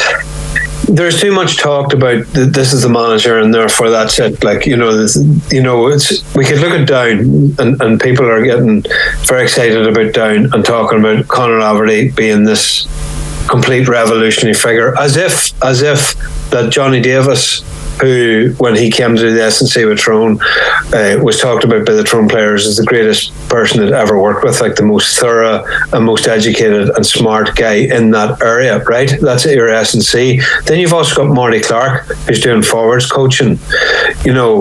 You've got Mickey Donnelly in there as coaching. You've got Jim McGuinness feeding in it as once a week or whatever, however much he's doing. You've also got Declan Morgan.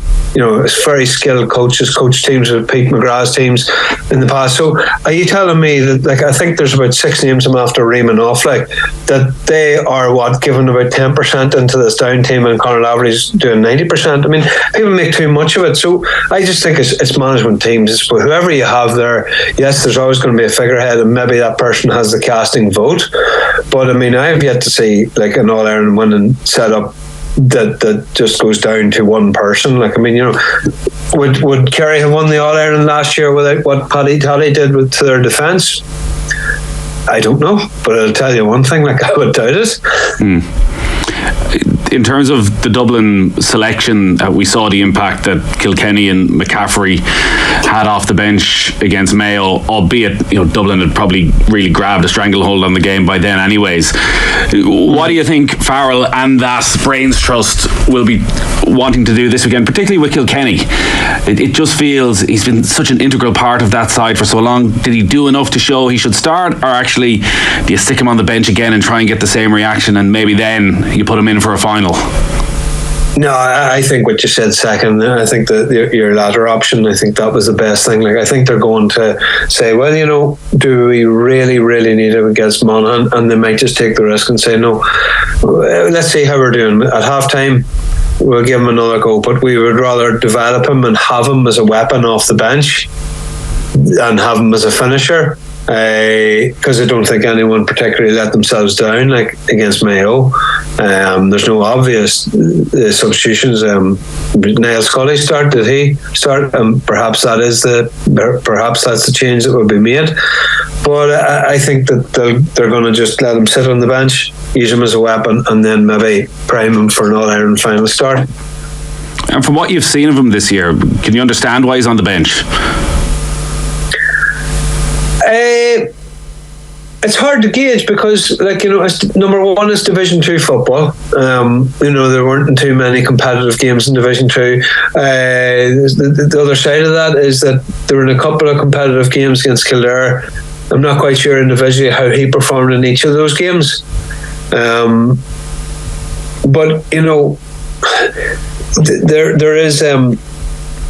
there is the feeling that he's just not particularly direct. Of all the Dublin footballers, that he has the ability to be very direct because he's bull-headed, he's very strong, but he's the best person in that possession retention game that they had played, that they perfected under Jim Gavin. And maybe now they're trying to move away from that. Maybe they're trying to transition a lot quicker than what they had been doing against Gavin, because they were so good at it and they were so good at waiting for someone to break the line, like a Jack McCaffrey, like a Dermot Connolly, that they had perfected it. But now maybe they just need to mix that up and make it a bit faster. I don't know if it's a warning to keep people on their toes, and perhaps that's the Gilroy influence. Like he enjoyed sort of a sacrificial lamb or having a sort of a big name on the line. Like, look at what he did to Bernard Brogan. When he came in and looked at Bernard and all the rest and just thought, I'm going to keep you off the bench for a good spell now and see how you react. Perhaps that's all part of it. Like, it's all just getting the psyche to where they want it to be. So I get the sense, when I put words in your mouth, you feel that probably no matter what Monaghan bring, there's just something in this Dublin side that they're primed. You see all the different podcasts and people having discussion about these matches, and they're very careful not to say, well, I'm ruling out such and such, or I can't believe that people think that it's going to be that easy for them. I just think that Dublin are going to win at the weekend. I'm not saying what the margin will be. I think it'll be somewhere north of 5 and somewhere south of 10 points. That's not the insult Monaghan whatsoever, and at the same time, nobody's going to have a heart attack if Monaghan. Well, if Monaghan win, the people are going to be surprised, but they're not going to be completely bowled over. Is it going to be the biggest surprise of an All-Ireland semi-final? Yes and no. Because there's so much to be read into it. It'll all just transpire as it will, but I just don't see Dublin being caught.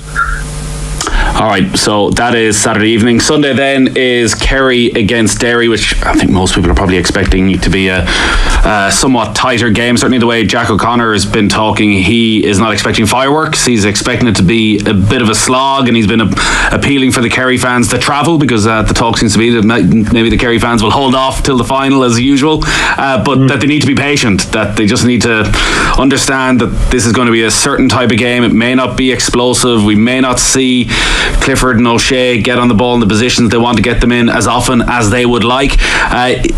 Is that fair enough? Is that what you're expecting, or are actually Kerry, if they got the firepower, that they can really get at Derry early in this game? Yeah, people have thought that Tyrone were going to bring that firepower, and there was an awful lot of Tyrone voices in the media that were saying, that Tyrone are going to be the archetypal Tyrone characteristics. They're going to bring that, but we didn't see that at all, and yet no one really is talking about Derry. And Derry are going to bring a bite they just have the appetite right now, and there's so much positivity around that county that in what they have achieved as a senior group. Like, I'm with Kieran Mina there now in continuity from during the year, what happened there. They have so much going in their favour, so much energy, so much build up for this, knowing what was ahead of them, that this is going to be a tight one. And I obviously I'm looking at Kerry, and the question marks that were raised before they played Tyrone was that Tyrone was going to have a far greater influence in midfield. That did not transpire. Like, Brian Kennedy and Colin Kilpatrick never showed up in the way that people were expecting them to, and obviously Darren O'Connor had such a brilliant game. Up against Conor Glass and Brendan Rodgers is going to be very different. But will there be a midfield battle per se, as in the traditional format? Perhaps not. What you're looking for is your OTB AM, the Sports Breakfast Show from Off the Ball. OTB GAA. If you didn't get the ball first, you're in trouble. But because Walter is 6'5", and he's just either fling you out of the way or go around you, or Ian Manny didn't.